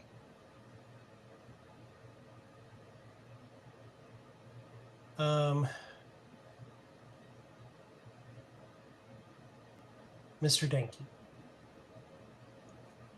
Mr. Hirsch. Mr. Danke.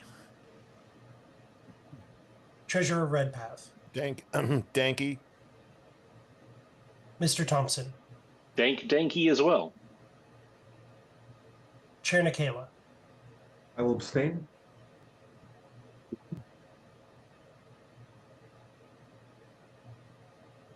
Vice Chair Dar.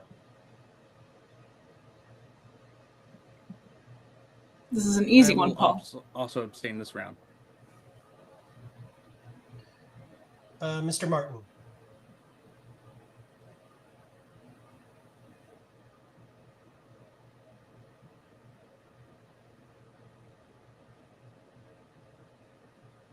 I really wish that this actually did full screen like it's supposed to.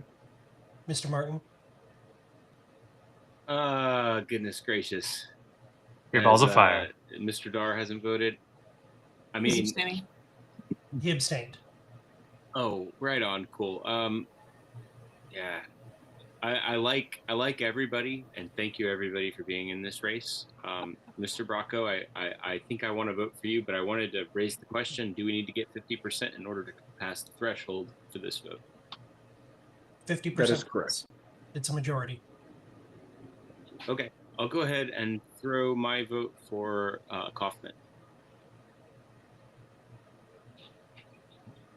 Okay, Mr. Chair, the votes are 3 votes for Ms. Kaufman, 4 votes for Mr. Danke, 5 votes for Mr. Bracco, and 2 abstentions. All right, Ms. Kaufman is the lowest vote getter. She will be eliminated from this round. We'll begin with a new ballot and vote for, and proceed with a new vote.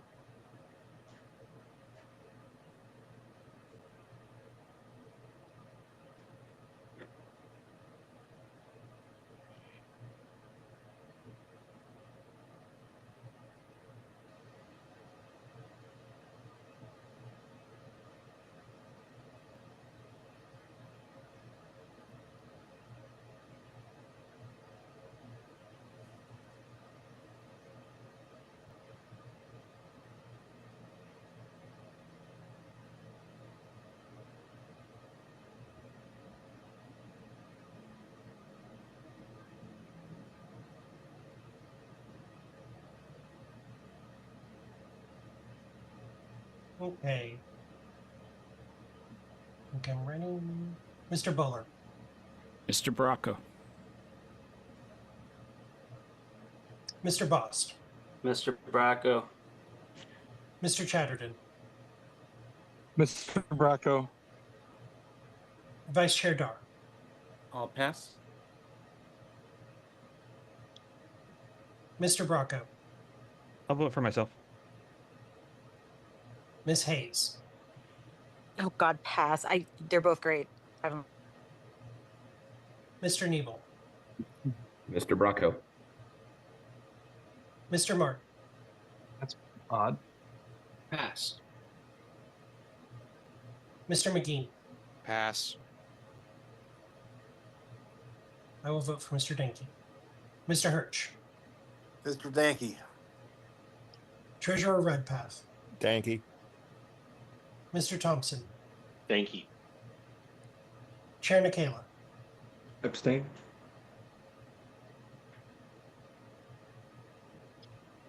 Vice Chair Dar.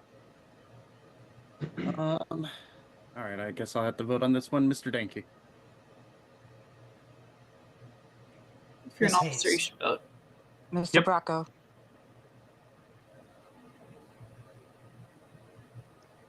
Mr. Martin. Mr. Bracco. Mr. McGee. Mr. Bracco.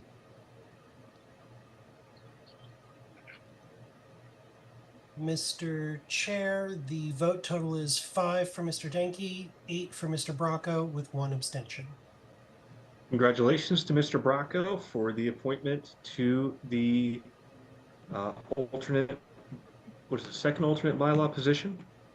Thank you very much for your service, and thank you to all candidates for stepping up. All right, next up on the agenda is announcements. 10 minutes. Is there anybody who would like to be recognized to make an announcement? Going once, going twice, going 3 times. If not, the chair will now. Mr. Martin, was that an announcement? Mr. Sullivan as well. I'm sorry? I also have one as well. He can go first. Would it be appropriate to request an update for my conflicts of interest that I am no longer the chair of the Party of Michigan? Sure. Can you please send it to the secretary in writing, Mr. Chatterton? Yeah, certainly. Mr. Martin? Yes, I would like to announce that I love you all very much, and I'm excited for the next meeting. Thank you, Mr. Martin. And lovely weather over there in Hawaii. It's very rainy and dark here on the East Coast. Mr. Boss. It was rainy and dark. It is rainy and dark now here too. What's on the agenda after this? Anything? Adjournment. Okay. No further comments. All right. I move to adjourn. Still doesn't make sense. Motion to adjourn is. Any objection to adjournment? Hearing none, I'm going to call this meeting to a close at 10:15 Eastern Time. Have a great night, everybody. Thank you. Good night. Night. Have a good night, everybody. Night. We can keep going. Round 2. The recording LNC has after stopped. hours. LNC after hours. That's the spot. How's everybody doing? I know it was a little long, but it wasn't too spicy at least. Hold on, Phil. There you go. No, it was pretty chill. I get to drop my kid off. Well, we have orientation tomorrow for school, and then she starts next week, so I'm super stoked about that. It's gonna give Mama some much needed time. All right, chat. To herself. You want to listen to them do their after Make life thing, or easier, do you want to and just I'm sure listen she's to gonna have a us lot of fun. give a recap, Yeah, talk we about need to what's just do going this on, next and go from meeting there? or the meeting after that in Hilo, and you guys can come out. We'll do. They've got a hotel over here that's pretty cheap. It'll just cost you guys a fortune and plane tickets. But that's okay. You know, maybe the airlines will like us more. You've got some European flight time. What do you got, like a 9-hour flight? 10 hours? That's just to California. It's a lot. So what? I think I'll be 13 hours to Dallas. Jeez. About Took me 9 hours to get to London, about 13 to Croatia, but about 15 hours to get from, well, yeah, about 15 hours to go through Turkey, Istanbul, back to Florida. So racking up those miles, man. Rack them up, man. Rack them up. They're great. No, yeah. It's nice out here, man. Got to use some of the miles. Come visit me. We'll go fishing or something fun. That'd be tight. Well, you got the Lilo and Stitch house. Yeah, you know, this is actually was originally here when we got here. We built other stuff for the family, and now this is kind of like a general spot. It's pretty nice. It's got my kind of opened up some of the walls. I'd show you, but I'm not gonna show you now. But so it's kind of open air, and so it's super comfy, and we get free air conditioning up at about 1,400 feet, so it's nice and cool, and yeah, it stays about 76 all year. Damn, that's nice. And the tsunamis can't get you that high. No, sir. Unless we're in for, then we got bigger problems if it does. Unless Ben Davidson is right, and then I really only have to worry after the shift begins. In the pull shift. They've been talking about that for a while. You got suspicious. Well, it might actually be true. I'm sure we do. All right, guys. Well, I'm gonna hop off because I gotta get up early, but I'll see you guys all later. Much love. Aloha. All right. Thanks, Steven. Bye, y'all. Hi.